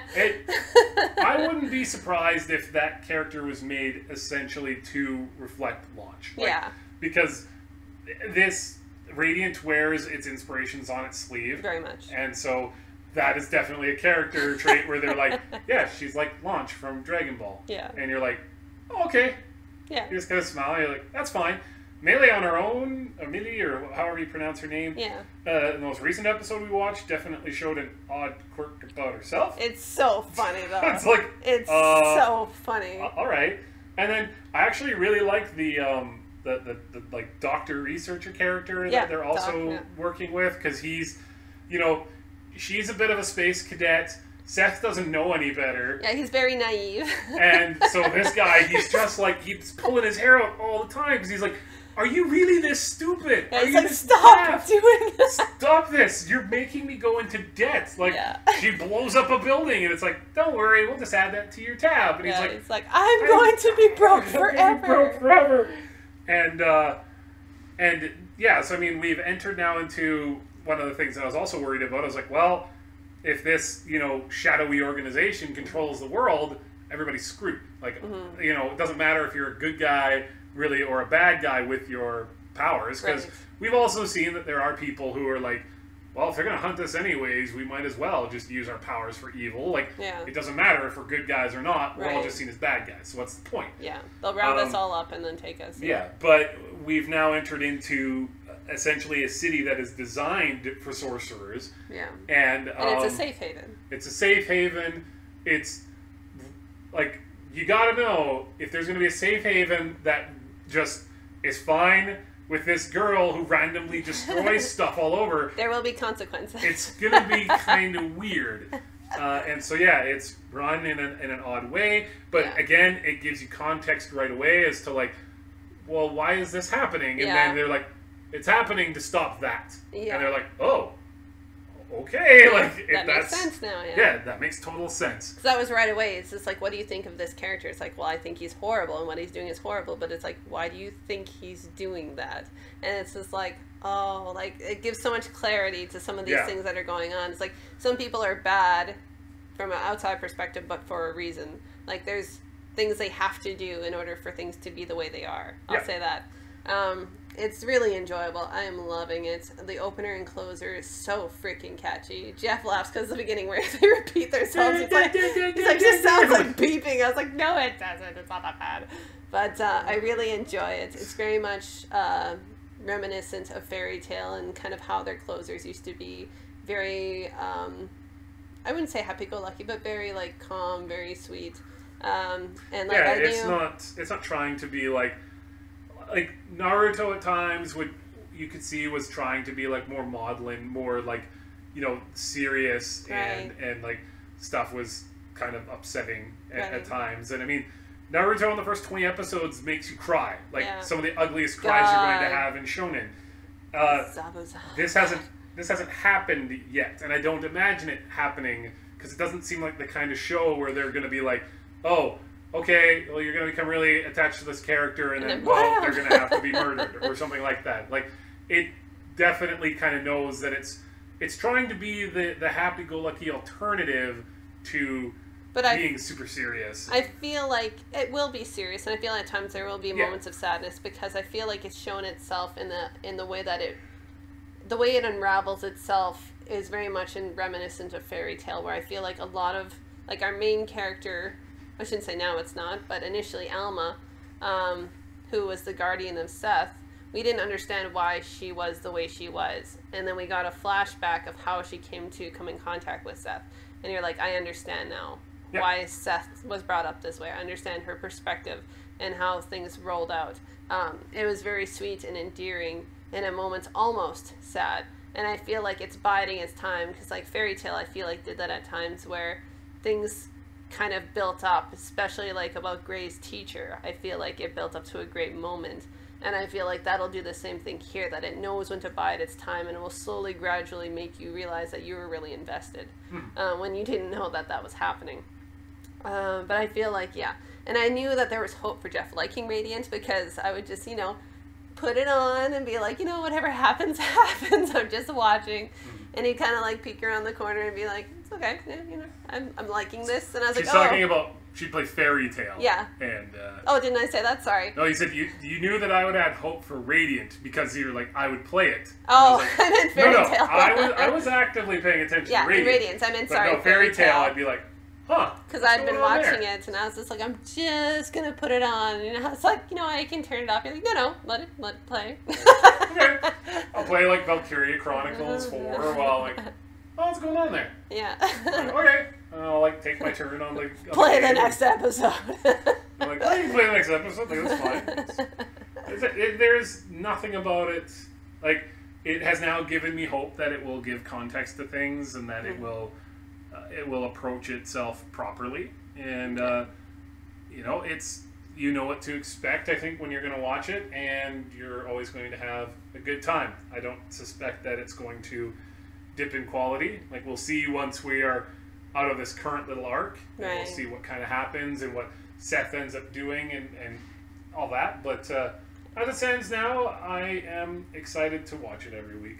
Yeah, and I think a part that you brought up to me when you were watching it is the fact that you like when Seth meets a tutor, the fact that he makes it clear, it's like, you aren't up to snuff. Like, you need to know offensive magic, not just this. You need to know these different things. So we learn right away that there's a difference between, basic combat, defensive magic, offensive magic. And you see that very much as you laughed really hard about melee. Because when she's normal, she's defensive magic, but when she's the other person, she doesn't remember that she can do offensive magic and do really horrendous damage. So it's really neat, and I feel like it'll keep us wanting more, so I'm excited. Is it going to be the best shonen that you see in a year? I don't think so. No. As long as My Hero Academia exists, it's never going to hit those highs. I hope it's around for as long as I live. But at the same point, like I dropped off with Boruto entirely. Like I just Which don't is care fair. anymore. It became boring. Black Clover, I was just kind of like, well, like I got other things that I could spend my time on. Mm-hmm. Radiant is one that I think I'm going to stick with, and I mean. Black Clover, I made like 30 episodes, and then I was like, oh, okay, I'm done now. For now, anyway. Yeah. And we'll see if Radiant does the same sort of thing. I think they would be better suited to just do it season by season. My biggest worry about almost any anime right now is like Boruto just kind of keeps going. Right. It sounds like Black Clover is going to do the same thing, where now like they don't have like a season end, they're just going to keep being made. I heard there were tentative numbers, but now there's no such thing. And I feel like that is to the detriment of an anime in general. We could have a whole podcast about that. Yeah. But so far, I think Radiant... Dragon Ball Super. I think Radiant is set for like 24 episodes. That made and myself really cough. hopefully they like stop, and then they take like 2 seasons off, and then they come back. And I'm totally okay with shows taking a break. And it's like, the same thing works for Overlord with My Hero Academia. Take the time you need to be as well as you can be, and then come back. I'm okay waiting as much as I'll gripe about it, as much as the fans will gripe about it. We'd rather have the best product than a rushed product. Yes. Because then it's like, okay, now I can't enjoy it because there's so many glaring issues. Which we talked about with Inuyashiki. It was a very interesting idea. It was enjoyable, but near the end, it started to fray badly. I mean, like, and Naruto, as brilliant as it was at times, boy, you had to sit through a lot of filler, 300 episodes of filler altogether, or something. Like, we were committed. This is ridiculous. It was. You know what they could have done? Take a season off. Yeah, it's like, take a break. We know that you're popular. You'll stay popular. Trust me. Yeah. But I mean, whatever. It probably makes some more money in the long run. Well, that's another topic, but we'll move on. So the next one is Rascal does not dream of Bunny Girl Senpai. And I'm sure that's all you've heard of this season because everyone's talking about it. So let's talk about the pros and cons. Pros. Our main characters, who's Sakura and Mai, are very sweet, endearing, funny, great chemistry, very cute. Has many people invested for that reason. The art is really good. I feel like it's consistent, it's enjoyable. We also have the aspect of the adolescent syndrome, which is an interesting aspect as well, because it's kind of going on the idea of young romance, that awkward teenage phase, being in high school, looking at it from that perspective. Now, the part that nobody's talking about, and I feel like should be talked about, is some of its cons. And I think some of its issues is that I don't know what it wants to truly be. Like, it has a ton of tags where it's romance, supernatural, all these things, and I feel like it wants to be a romance, true, because that's what we start off with and we got attached to. But now it's becoming kind of a Haruhi Suzumiya, in the sense that we're getting days that are repeating, the fact that we're getting into talks about physics and theories and concepts. And it's not necessarily looking at adolescent syndrome, but why certain things are happening because of it. And trying to explain those things that are happening. Like one of the people that we have in the show, which is another girl, she is suffering from adolescent syndrome, but in a different way, in the sense that if things aren't going her way, she can keep repeating the days until she gets the outcome that she wants. But again, it deviates from our main couple and the fact that it kind of takes away from their pairing and their story together. And that's the best way I can explain it without spoiling anything for anybody who's listening. So I feel like it is good, but at the same token, it's not perfect because it has some of these awkward issues where I don't exactly know where it's going, but at the same token, I believe I do. But with how many things that are being folded into the mix here, I don't know how much weirder it's going to get, or if there will be any clear answers for certain things. Okay. So, I'm not watching this one. So right. We're going to play a similar game to what happened with Goblin Slayer, where I ask you some questions. Yep. And you let me know what's happening. Sure. So, the way in which I read the trailers... Correct. Not read in the sense that I was reading words, but like how I interpreted the trailers. Well, I mean, it was all subtitles, so you're kind of correct. The show was about people who have this syndrome where inner turmoil seems to be represented by some sort of outward reaction. So the bunny girl, who looks like she's dressed like a Playboy bunny, sort of. Yeah. She can't be seen. Right. And that's because, like, that could be construed as, like, she doesn't feel personally like the real self is being seen, and therefore she can't be seen. There was another girl in the trailers where people were using, you know, bad words to like harm her, and her inner, like, hurt from that manifested in physical, like, cuts and scrapes and bruises on her body. Right. And so what I thought the series was going to do was this idea of showing how inner turmoil could outwardly affect somebody. And that idea was actually kind of intriguing to me. Right. But it sounds like that's not at all what it's about. I feel like you're correct in that kind of belief of what was happening. You have Mai, who's our main character. She is a actress and was a child actress, and she believes, due to events that happened, that she wasn't being seen by certain people, especially her mother, who was her agent. And then it became to the fact where she couldn't be seen by other people, and it was within certain distances, and certain things were happening. But then once it kept continuing, they were trying to theorize why it would happen, and then they were getting into physics kind of theories in the sense of Schrodinger's cat and entanglement and other things. Once other characters started getting into the fold, they started talking about entanglement and the fact of why they started becoming part of the problem, so to speak. And you're right.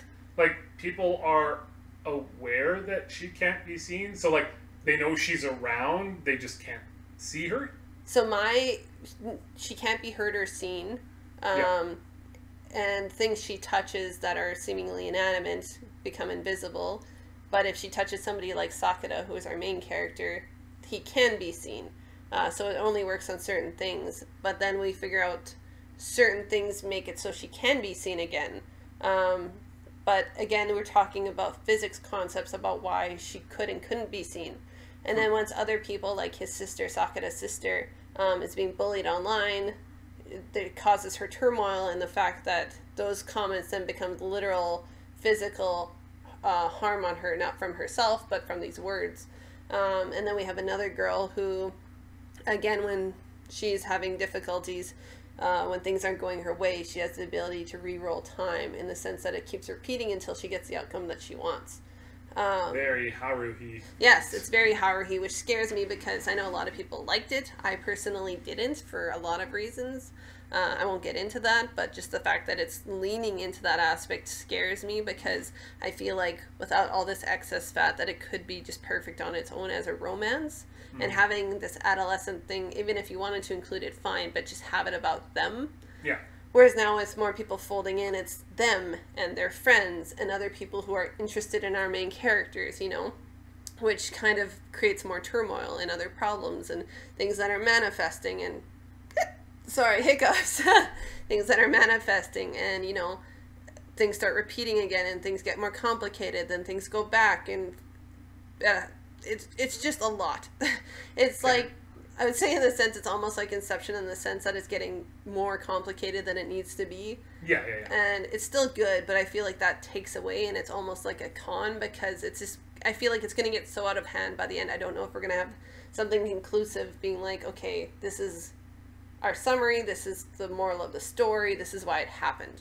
I feel like it could, but I'm skeptical of where things are going. I'm still going to watch because it's an interesting concept, but I don't know if it'll pay off fully. If the main character was to write something on a whiteboard or a blackboard, would other people see that? Can she still communicate even if she is invisible and can't be heard by most people? No. So anything she does, really, like, that's why she dresses in the bunny outfit. And that's why they're kind of, she's like, no matter what I do, no matter how ridiculous I look, people still won't notice me. So she goes around and, like, she can't take part in exams because she's not there. Even though she shows up for the test, a paper won't be passed to her. Yeah. There's nothing she can do to indicate that she's there. Is, like, do they reference the fact that she just disappeared? Are people, like, looking for her? No, or is it like she just didn't exist? She didn't exist. So he'll go around and be like, have you heard of I can't remember her last name. She was a famous star. Like, she's been around for a long time. And they're like, who? What's wrong with you? Like, who are you looking for? And it's like, she goes to school here. Have you seen her? And it's like, no. Why? Are you okay? And it's like, what? Like, so, like, it seems to me that we have two different anime going on at the same time. Yeah. One is this weird, like, not necessarily, like, this weird mystery of, like, why are people being affected in this way by their inner turmoil, turning it into an external thing. And, like, the anime tries to answer that through weird philosophy and physics and quantum entanglements and Schrodinger's cat. But then the other half of the anime is a traditional, like, rom-com where you want, you want your couple to exist, but then other people are getting involved, and there's drama on that front as well. So, like, it's very much like one side wants to be romance, the other one kind of wants to be sci-fi, even though it's not marked as one. It very much wants to be these two things and then bringing them together because, like, it even shows, like, when people do forget about her, like, she'll send an email to somebody. The email will go to them, but any kind of thing pertaining to her will be erased. Like, the sender will be erased. The specific reason why they're there is erased. Like, it just disappears. So they're like, I was told to come here. I don't know why, because I don't know who the sender was. I don't know the reason, like, and they're like, well, because you knew them because of this. And they're like, don't be stupid, that never happened. Like, sort of thing. Like it's an interesting concept, but it's just getting so much more amped up to be weird. Like, in a weird and not in a bad sense, but weird in a, like, everything's layering now to getting, like, too much. Like, yeah, and I mean, it's not improbable that could end up being fine. The beginning earlier this year had a lot of stuff going on. I enjoyed it fully. No, You're the one who had it. I'm not, but that's the thing. I'm just saying is that something starting off kind of convoluted and having, like, 3 very different styles of anime kind of coalescing into something. Yeah. It's possible. Yeah. You had... But Be the Beginning, I always felt would work. I felt like the way it was going, it's like, these things have to work. It's going to work. Whereas, like, this, it's like, I don't know if it'll work. Well, I mean, like, in Steins Gate is this heavy, hardcore, sci-fi, time travel thing, but also an exceptionally good romance, like, mixed in there. So, it's not impossible to do, but right now it just seems like it's a You've lot. thrown way too much on this plate right now. And I feel like it would lose a lot of people because it's like having these rom-com moments, and then all of a sudden he's sitting with one of his friends who, like, really likes science. It's like, have you ever heard of entanglement and, like, particle, like, once you collide with something? Like, it's all this stuff where it's like somebody's like, what the fuck am I watching? Like, I feel like it's just like, okay, let's be physics and all these theories and all these things to explain certain things, except for the thing that we're like, it's just too much. But that's just me. Yes, I'll keep watching it. Yes, I think it looks good. Yes, I still like our main characters. I just don't think this will pan out to be fully satisfying. That's my conclusive answer. I guess we'll see what happens. We'll see. It wouldn't be the first. It wouldn't even be the first anime of the past year where it shits the bed in the end. Starts off and then exactly. So we'll see. Let's move on. So, ironic, the Rascal Bunny Girl one that we were just talking about, I lost the audio, so we had to redo it. Talk about repeating. Quantum entanglements! As soon as we start talking, slightly negative Jeff about this and thing I that bumped involves into time each travel. other, which both meant we both get fucked over. Seems legit. Goodness. So yes, Rascal does not dream of Bunny Girl Senpai. I hate saying the full thing, but I'm like, Bunny Girl Senpai. Next one, Run with the Wind. I've been enjoying it. Jeff kind of stopped. He said he was okay with where it was. I kept on because I really like our main characters. Like, there's about, give or take, 8 to 10. Yeah, 10. They need to have 10. Yeah, I was like, that makes sense. They talked about it how many times. There's 10 guys in one building. Is our manga dude still, like, does he still suck? He's trying to get better. So, okay. Let's put it that way. We've explained in another video what it's about. Very quick summary. Lord, I can't stop hiccuping. Wow, that was like a double hiccup. I know, it was like a double-decker. Not dropping that one. No, I was kidding.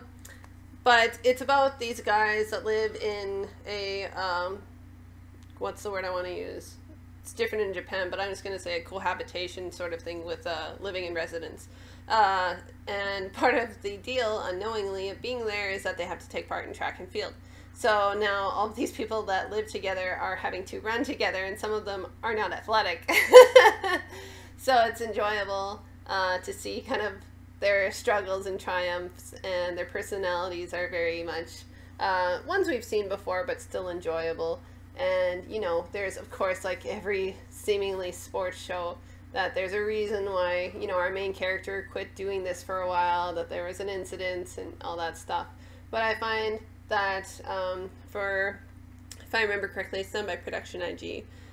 So they do it well. I wish they would, I've said before in the other podcast, add a couple frames to make the movement more fluid, but they show all of the running and stuff, so I'm content.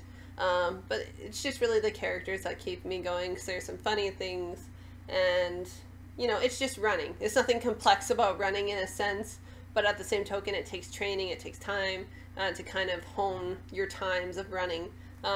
Again, I used to do track and field, so I understand. It seems very simple. You're running. It's not much technique, so to speak, as other sports, but it does take a lot of time, training, conditioning, you know. It takes time to hone your skills, to get faster, to get perfect technique, sort of thing. Did they explain why? So our main guy is somebody who obviously has done track before, but then like an incident happened. They insinuate that like there's something wrong with his technique or something like that. Do they answer that? Because that's where I stopped watching, was when, like, because he goes and runs ahead of everybody because he's an antisocial, like, I don't want to run with anyone sort of guy. And so then he ends up encountering this person who used to know him, and they made it seem like there was going to be this big dramatic sort of, like, you know, meeting with them. And the whole time, as I was watching, part of the reason, I can't say, like, part of the reason why I dropped it, but I was just like, I care more about his past than what's going on right now. And they didn't answer that for me in like 4 episodes, so I was like, you know what, I'm already watching Sumo, I've got my sports anime for the season, I'm good for now. Do they explain why his technique is like so bad or whatever? I feel like it's going to keep coming out what exactly happened, but each episode's kind of like giving us a little more that obviously this guy now tries to get under his skin, and that something happened between them, and it was due to, you know, part of it was due to coaching and things. Like, I don't want to get into it to spoil anything, but we're getting bit by bit. Like, obviously there's going to be a moment where we get the whole explanation, you know what I mean? But it's just been kind of, it's a slow burn in the sense of getting things answered. I feel like there's not much of a story other than, I shouldn't say that, but in a way it's not much of a story. It's just kind of like they're running, they're training to be in part of this, like, what's the word I'm looking for? This relay. And, you know, they're training to be at that moment, and they only have a certain amount of time where they're competing with other people who are very well trained and have good records. Records in the sense of time, not criminal records. I just thought as it was coming out of my mouth, I was like, that might sound weird. But I feel like the story is very simple, but I feel like the characters make up for that. But it's not like an in-depth story. This isn't a must-watch. This isn't the best sports anime ever. It just is what it is. I just find it enjoyable. You can't go wrong when there's a doge in the picture. Hinomaru Sumo has a kitty. Yeah, it's a kitty. So anything that has a pet, you know that they care. No, I was kidding. That's not always true. But I feel like it's all right, and it's enjoyable in that sense, especially like when we have characters who, you know, are foreign and kind of trying to understand what this whole concept is and the things you need to be successful at running, like good shoes and all this stuff. And then you have somebody who's a smoker and, you know, he's trying to run. And as I know from being a past smoker, not anymore, long time ago, it's hard to run when you've smoked for so long. You get very out of breath very easily, and you get profuse sweating. Why am I not running anymore? Yeah. Oh my god. Yeah, you're huffing a smoke. Sweet smoke. Sweet release. Yeah. And then there's other characters who are, you know, a bit. I don't know if I'd say otakus, but ones that are huge manga nerds and don't get out very much. I wouldn't say they are antisocial. Just the fact that, you know, that's their interest. They don't do athletics. You know what I mean? So it's kind of funny in that way, in the sense of their interaction with each other. As for being an in-depth, like, oh my god, running is so difficult. It's not as much as other sports. Okay, so here's the question. If you had to choose between this and Hinomaru Sumo. Okay. So you're telling me I made the right choice? Yes, Hinomaru Sumo, the difference between them, Hinomaru Sumo has good characters as well. I feel like they're even better there. They show people with clear drives of why they want these things, what it means to them, how long they've been going for it. People who've been unwavering, these people who've always wanted these things. Nothing has stopped them. They've, you know, disappeared for a while, but in actuality they were training, they were getting better, they were doing these other things. They were making them, they weren't going in certain competitions because they were busy doing this, you know what I mean? And a lot of the characters you understand, like our coach in Hinomaru Sumo is very endearing because technically he's a really good sumo wrestler, but he has a chronic illness where he has a hard time breathing. So that makes it so it's impossible for him to participate. But he himself is such a good coach. He understands it practically, which is very, can I say, very, what's the word I want to look for? It's very endearing, but it's also the fact that it's very a hard trait to do. It's like somebody understanding piano without ever touching it. Obviously, he's been in sumo, but not enough to hone these skills. He's watched it enough. He's loved it enough to watch it. Whereas, like, I'm sure I could explain figure skating even though I've never done it in my life. You know what I mean? Like, I could explain what I'm watching, and that's him. And to me, that's impressive, watching somebody like that. Yeah. And it's like, I understand what this person's doing. You can't do that. You have to do this. Like, I know you can't see outside yourself right now, and that's why I'm here.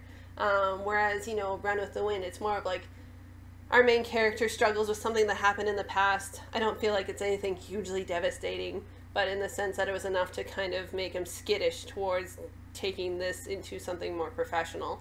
And the fact that these other characters, you know, are just kind of bystanders, and they kind of get looped into it.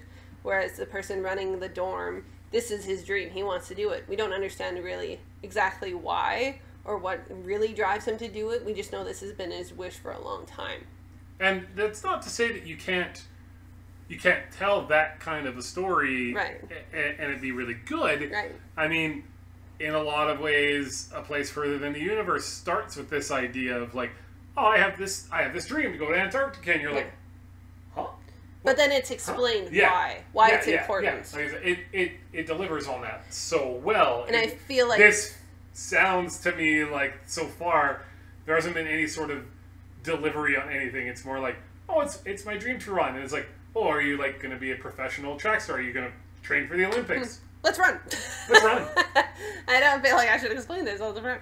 Yeah, where I feel like Hinomaru Sumo is very good in that sense, where the more things are explained, it's focused, and the things that are explained makes the person who's watching, the viewer, just dancing around words here, gets more invested in the story. And it's like, I can understand that because I've felt this way. You know, I should have pushed through with this. I should have continued this. Like, I felt that exact same passion or that exact same way, but something happened where, you know, whether it be illness or whatever, it's like, I couldn't do it. I want to see him succeed. That's other people in the show as well, where it's like, I came so close, but it's like, if I can help you, maybe that can happen. Yeah. You know? And you can totally understand that, because even if you were never athletic, if you were never into sports, even if you like something like Jeff really likes WWE, where you can understand where it's like when somebody comes to the end of their career, it's devastating because they've built up this character, this person, these moments, and you've watched it all, and seeing it come to an end is just heartbreaking. You know, and that's investment. Even though some people don't say it's real, you know, to an extent, I understand that perspective. But on the other end, it is still very athletic. You have to be incredibly fit and on your feet to go on things on the fly because accidents can happen. Being with Jeff has made me appreciate WWE more. Like, I always had an appreciation for it in the sense that I was a fan of the people who were wrestling, but that was kind of where it ended.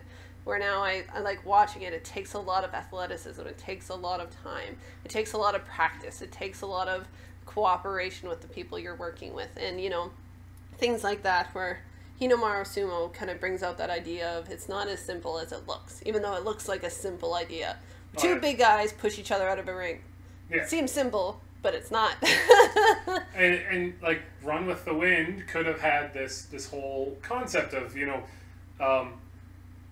when we think of just running, it's like it's a mechanical part of our body. Mm-hmm.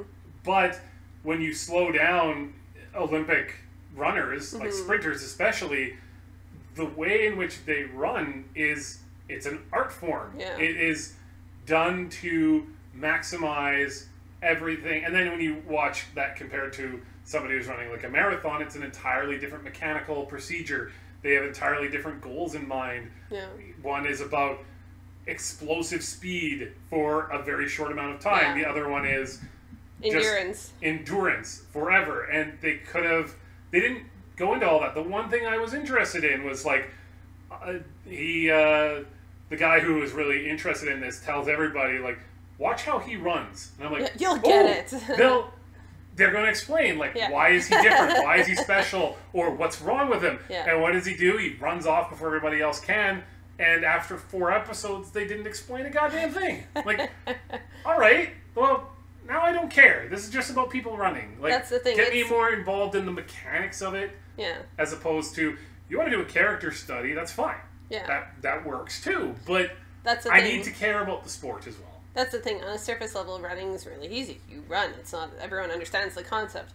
But once you get into the very mechanics of it, like Jeff knows, because I think you've seen, I don't think you've seen video of me running, but you've seen the medals I've gotten.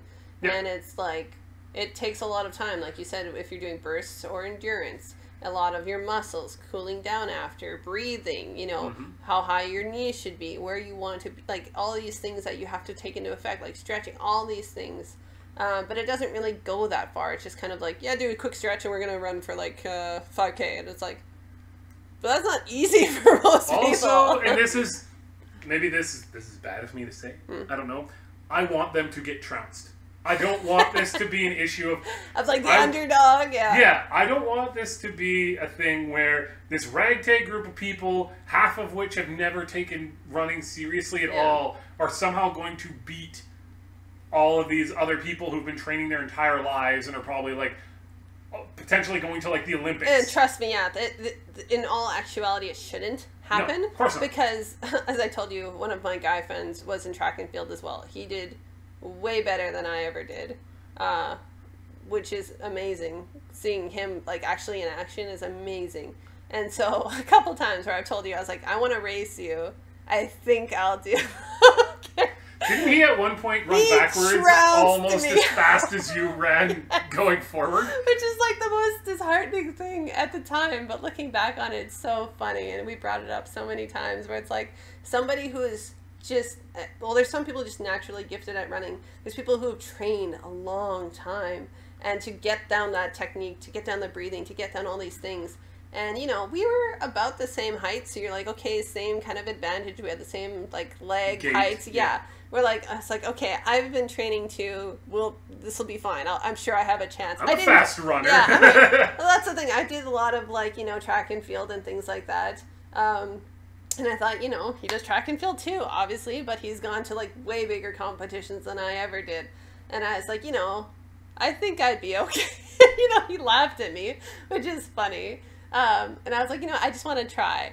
And at first I was beating him, thinking I was beating him. And I remember looking over at me and he's like, do you want me to try now? And I was like, oh my God. And I remember he just got way ahead of me. Then he started running backwards. I was like, oh my God.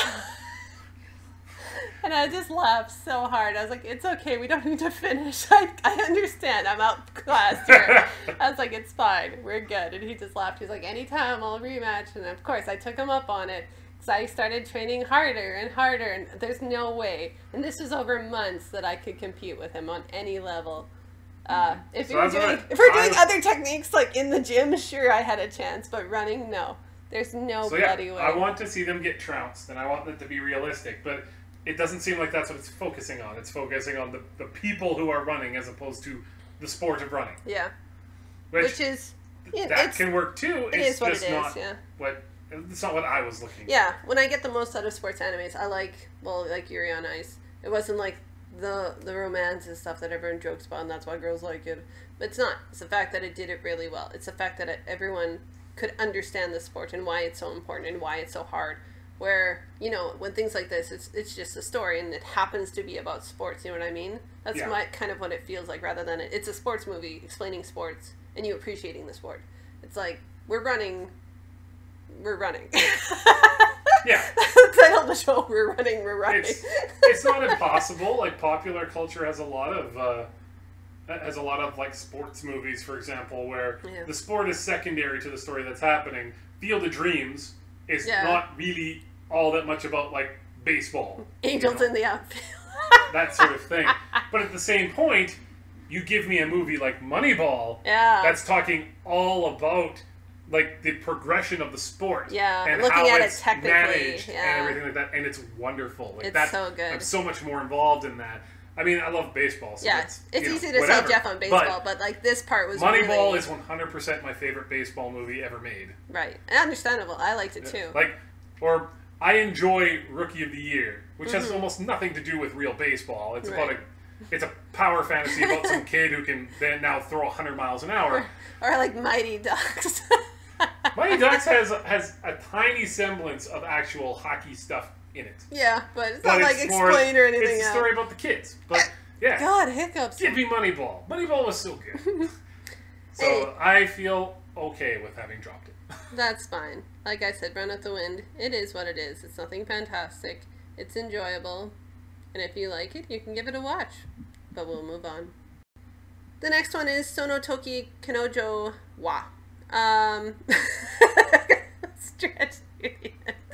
I talked about it last time. It's a short anime. It's about girls in relationships. I dropped it, even though it's short, which tells you how bad it was. The animation was terrible. The stories were just bad.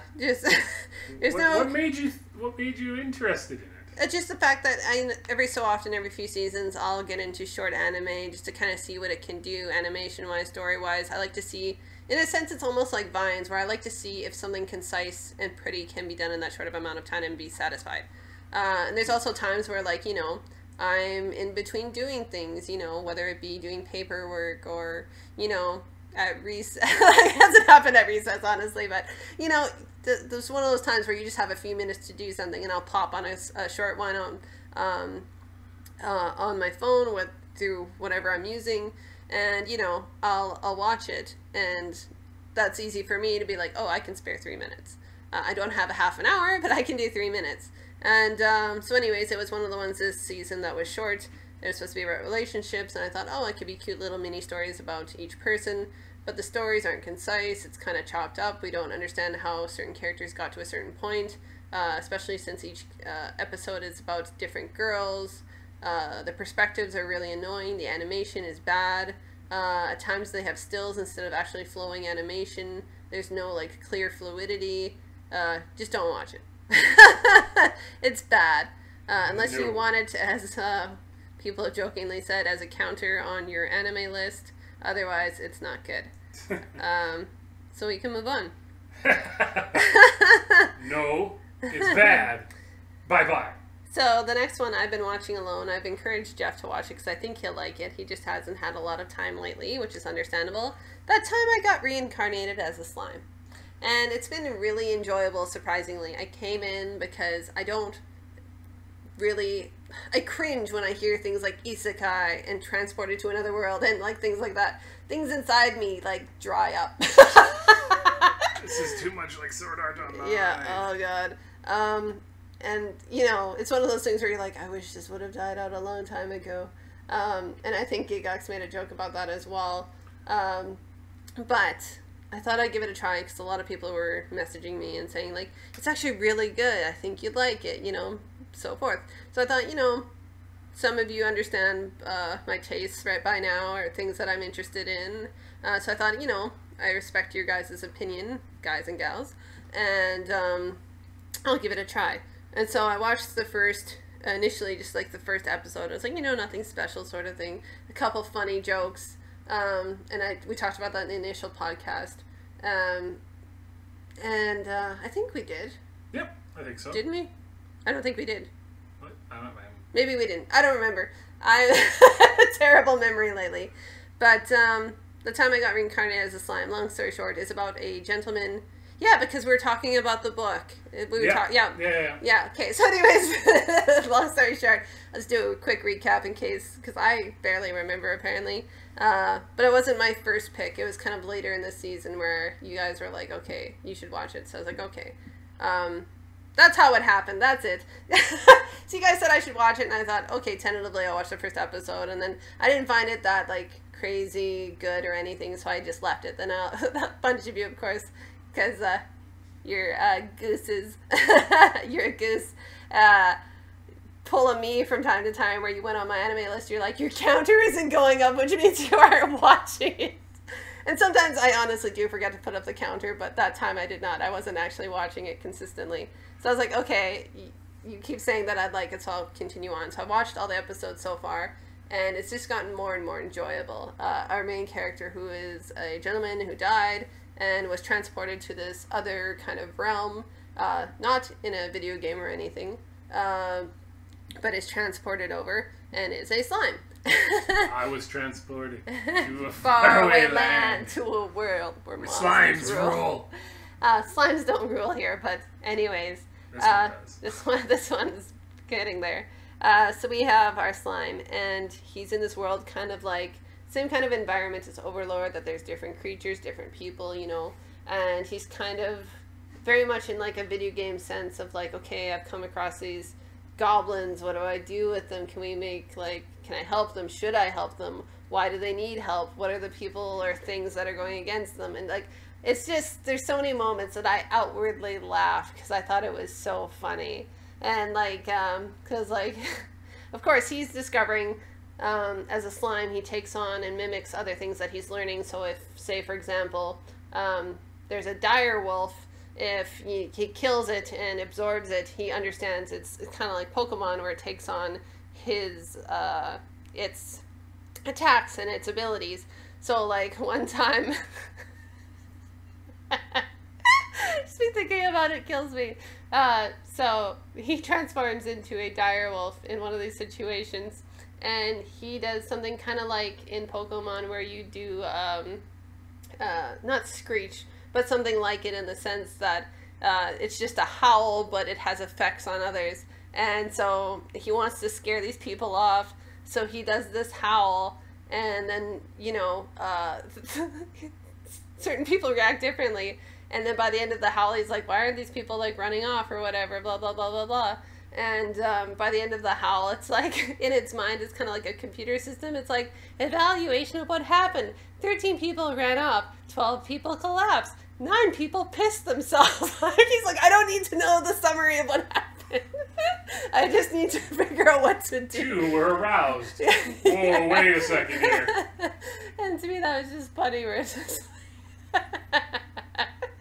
It's just funny in my opinion. Or like other moments where he's like, he does an attack and it's just like, holy crap, that was overkill. I shouldn't use that for like this situation. I know for next time. And other times where he's doing these things and he's like, why aren't they running off? Why are they still coming at me? Does this move have no attack? Why? Like, he's like, I don't understand all of these moves necessarily. So does it bill itself more as a comedy like Konosuba does, or is the comedy like tertiary to, you know, what's actually happening? Well, the show itself, I'm going to double check here what its tags are, but to me, it's very much a comedy. because comedy first. Okay. Yeah, it obviously it takes itself as like another world kind of fantasy first, and then it's isekai. Yeah. Well, isekai kind of implies that it's going into a game. As far as I've been told, it's kind of being transported to another game and being stuck in that world, where this is kind of, you're being he died, and he's transported to this other realm where he's now this thing.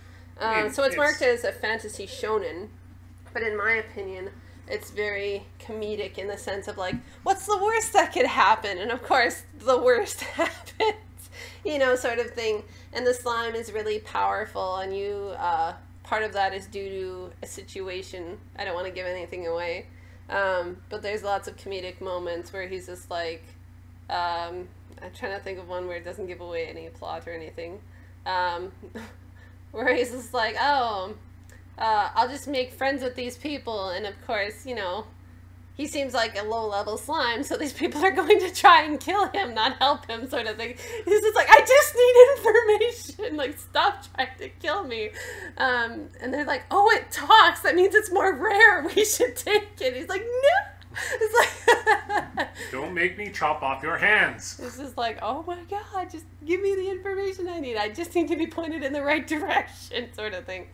So there's moments that are really funny to me, and stuff that's very, a nod to video gaming, but at the same token, a nod to fantasy.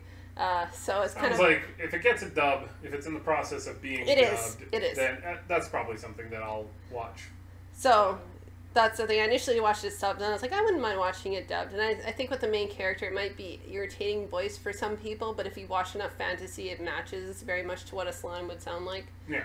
So I find that it's just a lot of fun. I really enjoy it, and him kind of getting to understand the fact that, you know, certain actions take up, you know, part of his ability to do magic, which takes up, you know, like as in a video game, takes up points, which makes him fatigued. Like one point where he's like doing something, I don't want to say what it is, but and somebody's like, are you sure you want to be doing this right now? Like, this is a big deal. And he's like, of course I'll do it right now. Why wouldn't I? And all of a sudden he's like, I don't feel good. And he starts, like, just forming and kind of becoming, like, sludge. And he's like, what's happening? And they're like, you used up all of your magical power. And it's like, in his mind, it's like, you need rest. 3 days. Shutting down. He's like, what?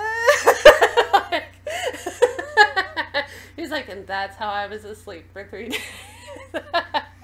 Sounds like something that I could get into. Yeah, sure. It's very comical, very funny, and you know, he's a guy still at heart, so it's funny where he's like, somebody's like, there's elves in this place. He's like, elves? Like, beautiful women? Like, sort of thing. He's just like, yeah, let's go, let's do it. You know, sort of thing. It's so funny, and the characters are so endearing. I thought I remember seeing a screenshot somewhere of, like, goblins, like being as a harem or something weird like that. I can explain that, but you'll have to watch it. I remember seeing something like that, and I was like, huh, this anime took a weird direction. You'll see. But I never watched the second season of Konosuba, but I remember liking the first season. Except for the end-ish there was a couple odd ones, but yeah, it was enjoyable. And I think this is another one where if you like fantasy, if you like humor, if you like it kind of playing with, you know, stereotypical things that happen, where you get like, you know, dwarves, you get goblins, you get dire wolves, you get, you know, all these things that can happen, and the stereotypical things where it's like, oh, well, we need to find dwarves because they're good at crafting things, so obviously we need to find them, sort of thing. And so it's really neat in that concept, and it really, I feel like it's just going to keep getting better and better and playing with things. So we'll see, but I recommend it. Cool. I'll try and get Jeff on there sometime. Let's move on. So the next one is Tsurune Kazemai. Oh god, my throat. And that's the end of that. That's all that needs to be said. Let's say Tsurune Kazemai Koukou Kyuudoubu.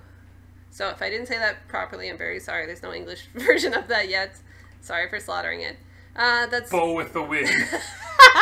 No. Basically, this is our anime about archery. We dropped it. You know, the animation wasn't up to, like, what we normally like. It was kind of off. The story was pretty boring. It was interesting, like Jeff said, that, you know, our main character suffers from something that is a real condition that can happen to archers. But at the same token, it's very stereotypical of, you know, to me it's kind of like Run with the Wind, but somehow like worse. No, I get that. This was my pick because I was hoping like, oh, well, there's not very many with archery, so yeah. Part of my thing when it comes to, especially to sports, is that I want to pick something that is unique and something where it wouldn't be something that I would have like had a lot of information about. So like watching an anime about American football, like I don't care. I know American football. I can just watch football. Exactly. If there's interesting stuff about hockey, I like hockey enough that maybe. Yeah. In baseball, you kind of have to put an angle onto it. I do want to eventually watch that one where the guy gets paid per out, but if he gives up a run, he pays like $50 million or something crazy like that. Yeah, I remember you explaining it to me. I don't remember the name of it though. I can look it up while you're talking. But yeah, so I was like, okay, cool. This one's going to be about archery. That's neat. The main character is a boring blah. I'm not the biggest fan of his. The supporting cast, it's not bad. Like, they're fine. But there wasn't any sort of a hook at all in the first episode beyond hearing that he has this condition where essentially archers get so kind of in their own head and whatnot that they release their arrows early, and as such they can't actually hit the target. So they almost have like a, I forget what the term was that they used for it, but it's a legitimate neurological issue that people in archery and I guess also like shooting events have, which is almost like an aversion to hitting the target. So you're letting go too early or too late. And so I thought, well, that's kind of neat, but there wasn't anything that stood out to me. There wasn't anything that I particularly liked about it. The main character was kind of a drag. The animation wasn't great. The sound effects were pretty good. Like when you shot an arrow, like it actually sounded like it. The only thing I could say is that it made me want to go and like shoot a bow and arrow.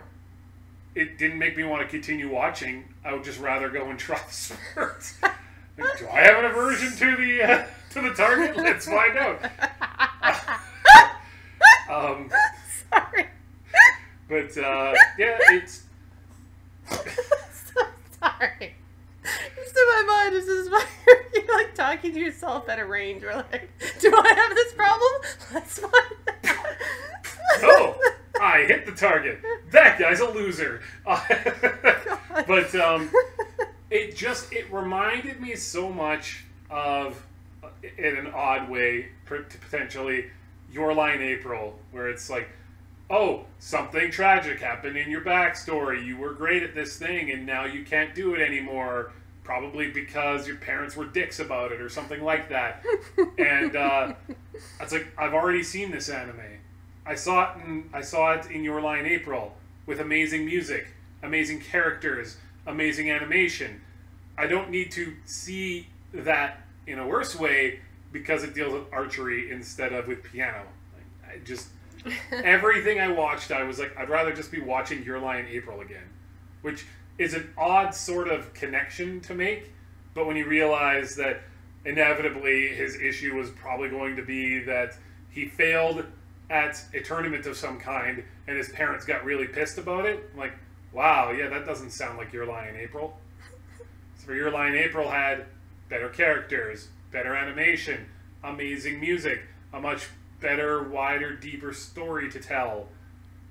So, I'm okay. I have time for one sports anime in a season, and it's Hinomaru Sumo. Yeah, exactly. I'll try and find the name of that anime, because I found one, but it's not the one that you're talking about. Yeah, I mean, it's not a big deal. It's going to be one of Sugar and I always talk about how her list of anime she's supposed to watch is probably almost as big as the list of anime she has watched. And I have my own list. I was about to say, not true. I watched well over 400. I think on my plan to watch list is almost 100. Okay. So, like, my plan to watch list at the moment is, like, 25 to 30, probably. That's just one of many that are on there, and I'm not going to get to all of them, and I have resigned myself to that fact, and I'm okay with it. Sugar is less okay with it, because she compares herself to other YouTubers who it is their life to watch anime. Sugar has to be, a teacher and has to do other things because we don't have like a Patreon running or a big enough audience to warrant making a career out of this. Right now, anyway. Let's cross our fingers and see. Who knows? We could set up a Patreon in a little bit of time and it'll go gangbusters and that will be your life moving forward, is getting paid to watch anime. You never know. Like Gigak. If you would like for Sugar to set up a Patreon, please leave a comment and like, share, and subscribe. I think I did set up a Patreon, like actually made it active, but I haven't I still haven't decided everyone has like these different levels Tiers of and stuff, yeah. It's like, what would be the most beneficial for you guys and get fuck me speaking properly would be perfect. That's the reward for $1. I know we were discussing that, like, I think it was, I don't know what our dollar threshold was, but it was basically like, if you let's say it was like $100, if you donated $100, Sugar would basically, you would be able to tell Sugar in that month an anime within reason that she would have to watch. Yeah, within I think around 24 episodes or something. Yeah. Something like that, then I would critically look at and analyze and stuff like that. But you can let me know, if you've watched this podcast on Twitter or private message or whatever. You can let me know, what you'd like to see, what you'd be willing to look at, things like that. Because some of you have mentioned that you'd like to see it, but I just don't know how to properly reward you. I've looked at other YouTubers' Patreon, and I haven't fully... Well, I mean, there are also people who can, afford to That's provide merch. It's you can get merch, and you can, see, this recording of me, and it's I don't do... private Discord, stuff like that. Yeah. More ability to speak directly to Sugar as opposed to through Twitter or something like that. Yeah. But, I mean... And there's other ones where it's I can show you, outtakes, and I don't know if you'd want to see that, because, A, I don't have video cam of me, this is just me talking, and if you saw the outtakes, it'd be me mainly swearing. It's when I get tongue-tied, it's fuck! Why can't I say this stupid tongue twister? Oh, God, that would be the... Tongue twister Tyrone. Yeah, it's why can't I say this person's freaking name? Because we're not native Japanese speakers for the most part. Yeah, that's the thing. I've never taken Japanese classes or anything. But anywho, we're getting off topic. Anywho, you can let me know in that sense what you'd like to see or what you're interested in. So if you want Sugar to watch this anime, donate $100 to Patreon. Yeah, at this to point, her Patreon. If you tell me to watch something, at some point I will get to it, whether it be within months or years.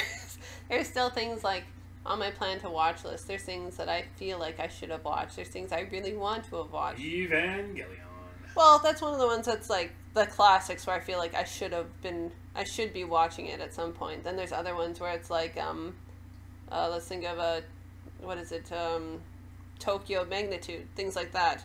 Or 8 centimeters, things like that. I feel like those are things that I really want to see, but I just haven't had time because keeping up with seasonal stuff and what have you, it just takes a lot of time when it's not my full-time job, and obviously we're both teaching, so yeah.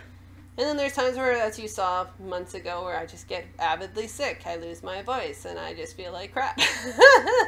So stuff like that happens. I had appendicitis back in September, and Sugar, because she's my wife and loves me and whatnot, spent the better part of 5 or 6 days just taking care of me and taking care of everything that I couldn't do. Going back and forth to hospital, and I'm a strong boy. I was back working 4 days later, much to Sugar's chagrin. She's no, and I was I was just very strict on the restrictions where it's you can't lift this much, you can't do this, and I was sure as hell you're not doing that, and I will talk to your boss, because he works another job as well in retail, so I was very, very strict on adamant. On what he can't do when he was at a weaker state, and he knows that's for the best. Everything I do is for his best interest. So anyways, got off topic. Let's move on. And that's, if you're really into archery, maybe look at it. But yeah, conclusion. You got 2 other sports anime that are way better. Was very basic, very meh. Animation meh. Not bad, just not great. So we'll go to the next one. And last but not least is Zombieland Saga. Really, it hasn't let up. It's still been consistently funny. Yes, we've heard complaints about CG, and it's true, the CG is atrocious, but it doesn't last all episode. It's just for specific kind of performances. But otherwise, very funny, very cute, very everything. It's the only time I think I will ever watch an idol anime. This is it. Oh yeah, it's... I am even more against idol anime than Sugar is, probably. Probably, maybe. And I've never made it avidly. Both of us are just like, eh. I've never made it clear why I hate them, but I'm sure you can understand. But this obviously has a different kind of hook, and it is... This is the kind of randomness that I appreciate. Yeah. We've talked before about how I wasn't the biggest fan of Pop Team Epic. Right. I was just like, That's well, this too is a random. bunch of non sequiturs, and there isn't any sort of narrative or anything going on. This one is like, it is aware of how absurd it is, It leans into and it. just leans into it. The creator of this idol group is like, what the hell does this, like, why are you asking questions? You're zombies. Yeah. What does it matter? What else would you be doing? You'd Yeah. be shot at by the police. You would be burnt and murdered. Yeah. It's like, I'm giving you a chance to be idols. Yeah, shut up. Appreciate me. Shut your mouth. Yeah. I'm like, all right. Like, that So makes sense. funny. And definitely you could tell, like, everybody is having a really good time. Yeah. Like, I assume that if you had, like, outtakes from it when, like, a Blu-ray comes out, People it's going to would be everybody die. just giggling and laughing because it's just absurd. Yeah. But beyond that, the rap battle was actually excellently It's really good. done. I remember I actually got into a bit of an argument with people online because the English version did not try to translate that. It's hard And to so- translate flows like that because a lot of things don't add up syllable-wise or rhyme scheme-wise. You know what I mean? It doesn't Yeah. make sense to do It's it not all like the it's time. impossible. As you've seen with, like, you know, the Smash trailer where they're like, the song doesn't add up, The song but doesn't make any sense. yeah, it's not tonally appropriate. And but so it's like, I yeah. had two people who were like, "Well, I'm done. Like, I'm not going to watch it because they don't watch subs. They said that's too difficult." And they're like, "And I'm not going to watch a show that doesn't even care enough to try to dub everything." And I was like, "Don't you? It's music. Like, don't you appreciate that?" And they're like, "No, it's rap. I need to understand what they're saying, and I can't like." Basically, they couldn't do subs, and I don't want to be that person who's like, "Get over it." But I'm like, would you rather this just be a terrible butchered version of what they were trying to do? And they Yeah. said, yeah, I'd rather it be that than for them not to try. I was like, well, I think you're crazy. Music is universal. I think that scene was awesome. Yeah. And the very idea that you would stop watching something that is this high quality and entertainment Yeah. because it doesn't fit into your idea of what a dub anime should be. Mm-hmm. Like, there's a reason why localization used to be really, really terrible. Because they used to try to do all of that. Right. There's a reason why Pokemon, for the first 2 or 3 seasons, all they did were like, oh no, that's my donut, when it was clearly a rice ball. For the longest time, as people joke, I was like, is that their donut there? Nope. They Honestly, were just like, now I know. they're But like, Americans won't understand what a rice ball is. I'm like, it's like, they also know that's not a donut. yeah, But whatever. exactly. It's like, Or they would be eating rice balls and they'd be like, this is a great burger. I'm like, yeah. we're not stupid. That isn't a burger. Yeah, it's like, what the hell is that? And like, there's so many examples of that. Yeah. So just embrace the fact that it's Japanese. Like, that's Yeah. fine. And I get there are some things that I want to watch dubbed as well. But if the intro and the extra song are not translated, I'm fine with that. Yeah, some people are upset about that, and I don't completely understand. Like, I do and don't understand. Like, I was having this conversation with some of you the other day, and other people that were just talking on Reddit. Is like, some of you, which again, that's totally your choice, but some of you that are like, I don't feel like they should ever be dubbed because that's like the way they were intended was in Japanese. It's like, I get that, but at the same token, I feel like certain topics and things like this should reach a wider audience. And then there's other people where it's like, I'll only watch it if it's dubbed. There's no way I'll read that crap. And I'm like, but then at the same token, you lose some of the translation. Like, you lose some of the feeling. You lose some of that. Like, I feel like certain dubs and subs are better than others. Like, Bakano across the board was great. Subs, dubs, perfect. The creator of Cowboy Bebop says the English version is the definitive version. Yeah. And that's the thing. They're both really good. Then there's, like, Steins Gate, perfect both ways. You have ones that are... Full Metal Alchemist Brotherhood Yeah. is excellent. Yeah, both in ways. English. So we're getting to a point where it's getting a lot better usually. But there are, like, exceptions of, like, there's subs that are superior and dubs that are superior. But at the same token, I feel like you should appreciate what it is rather than the context in which it's delivered to you. Yeah. And I 100% understand. Sugar and I are both teachers. So we get there are people who have difficulties reading. I will teach grade 12s totally get that. who can not read very well. And so the idea of telling them to watch a sub, first of all, if you don't read very well in the first place, like this is already stress inducing. It's like you're making me read. I can totally understand that perspective. These are people that are just, stuck in their ways. So I don't ever want to come across like I'm some elitist No, because fool. even Jeff knows with me, I love both subs and dubs, but when I have a headache, I'm like, please don't do subs right now. Like, I can't focus, I can't appreciate it, I can't right now. And I have this tendency sometimes to forget that in certain respects, like, I'm just better at certain things than some people are. Right. I don't ever think of myself as a fast reader. Right. Because but you are. I compare myself to my father, who can read a 400-page novel in a day. Yeah. Like, his dad is very impressive. If you give him, he says he's pretty sure he can average on most novels, if it's a normal typeface, he's like, if I really had to, I could blast through 150 pages an hour.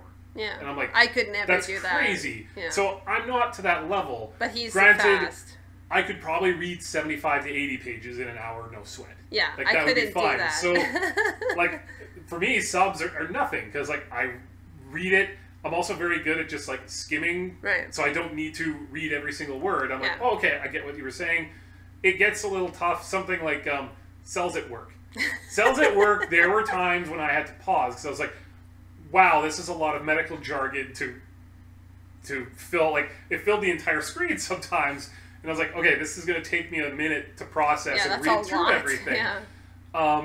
But most of the time, subs, even when I was younger, like, it never bothered me. Yeah. But I have to remember sometimes that not everybody is like that. There's going to be people, not even just people, I shouldn't just categorize it, like, there are people who can read and people who can't. No. There are also people who, they can't read and watch the action at the same time. My mom is like that, where she said, I would rather not watch something that's subtitled because I feel I spend more time reading than I do watching the action that's actually happening. And I get that. Yeah. That makes sense. Right. I'm just like, this is one particular song that sounds wonderful in Japanese. And there's certain things where it just sounds so much better in Japanese. Mm-hmm. I had an example in my mind and I lost it. But there's certain things where it just sounds the most beautiful thing you've ever heard. And, like, I've heard English singers try and replicate it, and it's like, that soul isn't there because it's a different syllable, it's a different note, it's a different consonant blend. It doesn't have that same poignant, like, you feel goosebumps. It's kind of like, oh, that was nice, but it wasn't like, oh, man. Like, it's the same way you hear somebody play the violin really well versus just playing it, Yeah. And that's the thing. It's, there's... So, I can't speak to how good the Zombieland dub is at all, because we've just watched the sub. Right, that's exactly. We've only been watching the sub. And it's funny, because it's gotten to a point now where Jeff's kind of coming into the fold a bit more like me. I obviously don't know Japanese as well as somebody, like, who is Japanese, or somebody who's been in it or taking lessons. But I've watched it enough where it's like, that translation wasn't correct. I know what they said, and you're like, I know that's not what they said. I was like, I know, they just didn't translate it properly. They tend to, people who are doing translations tend to make those translations PG-13, as opposed to, is the term shimatsu? I know what that means. That doesn't mean, oh darn. Oh darn. Yeah. It's a little more crass than that. Maybe a different SH word. Yeah, it's... Oshimatsu. There's things where it's like, okay, that wasn't translated properly, and that's kind of an interesting thing to realize, that you're missing out sometimes on some of those translations, just because that happens. You know, sometimes there isn't a literal translation, or other times it's just missed. Or, like Jeff said, made it PG. But, yeah. So about Zombieland Saga, I feel like it's really fun. It's really enjoyable. You know, like he said, I feel like the people doing it are having a ton of fun. Especially one scene I can think that epitomizes that is the fact that one of the zombie girls loses her head. These people scream, and then them screaming startles the girls, so they start screaming. And then there's a bunch of screaming, and I can just see these actresses and actors that are like sitting there screaming, and then they're like cut, and they just start laughing. So I know that's what would happen. Oh yeah. But I think it's enjoyable for everybody. I think it's enjoyable for everybody watching. Yes, except for the CG moments. Like, when it first happened, I was like, holy shit. But, you know, they're just moments. It's kind of like Golden Kamuy, where you don't judge it on the fact of having CG bears and things like that.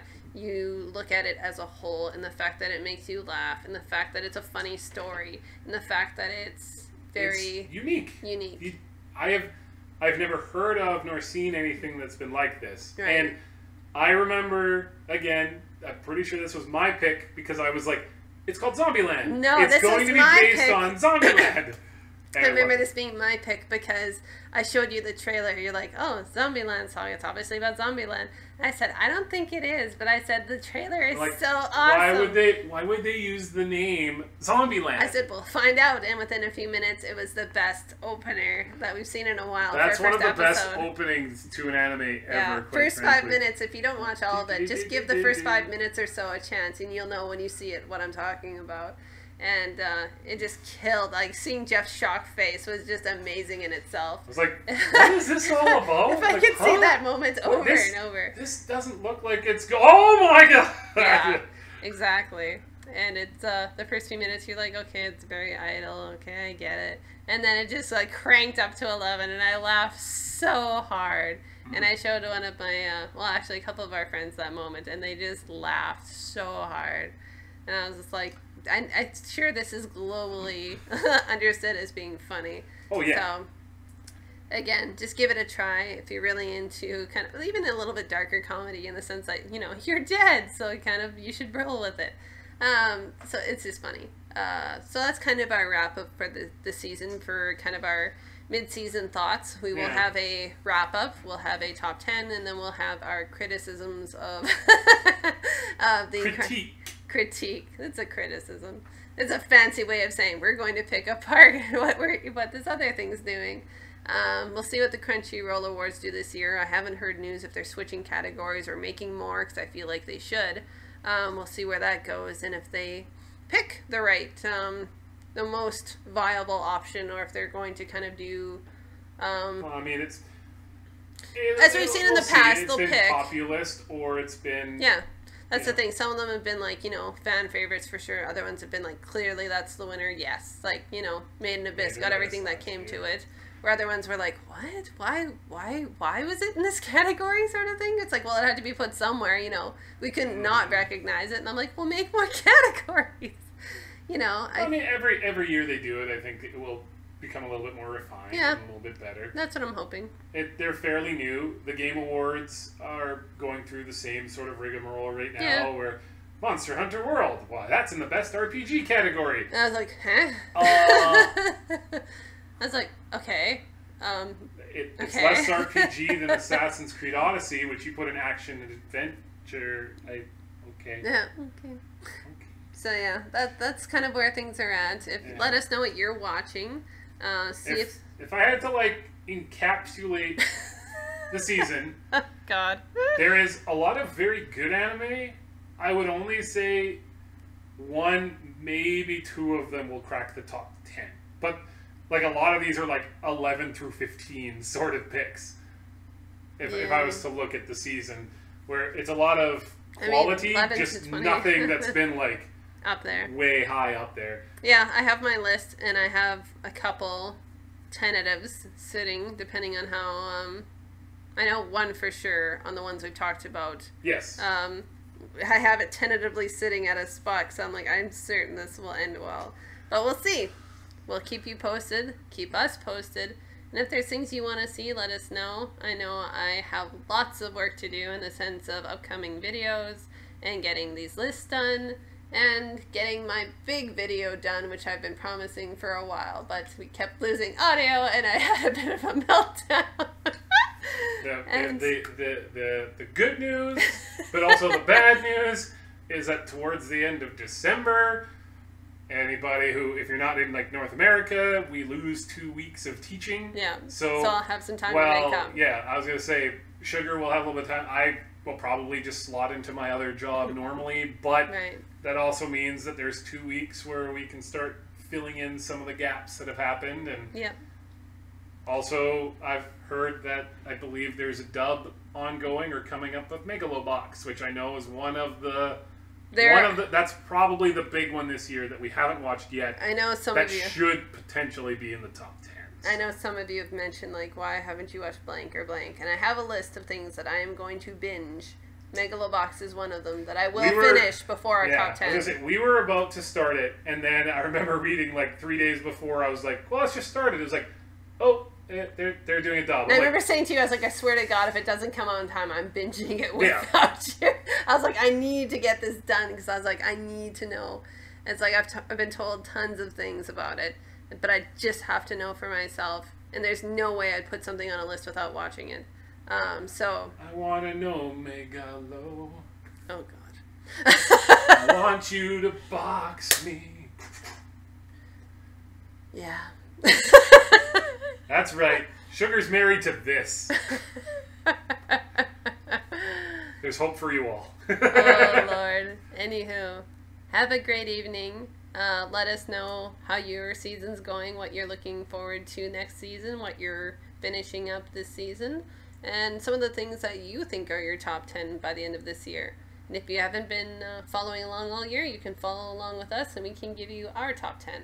So until next time, we'll see you later.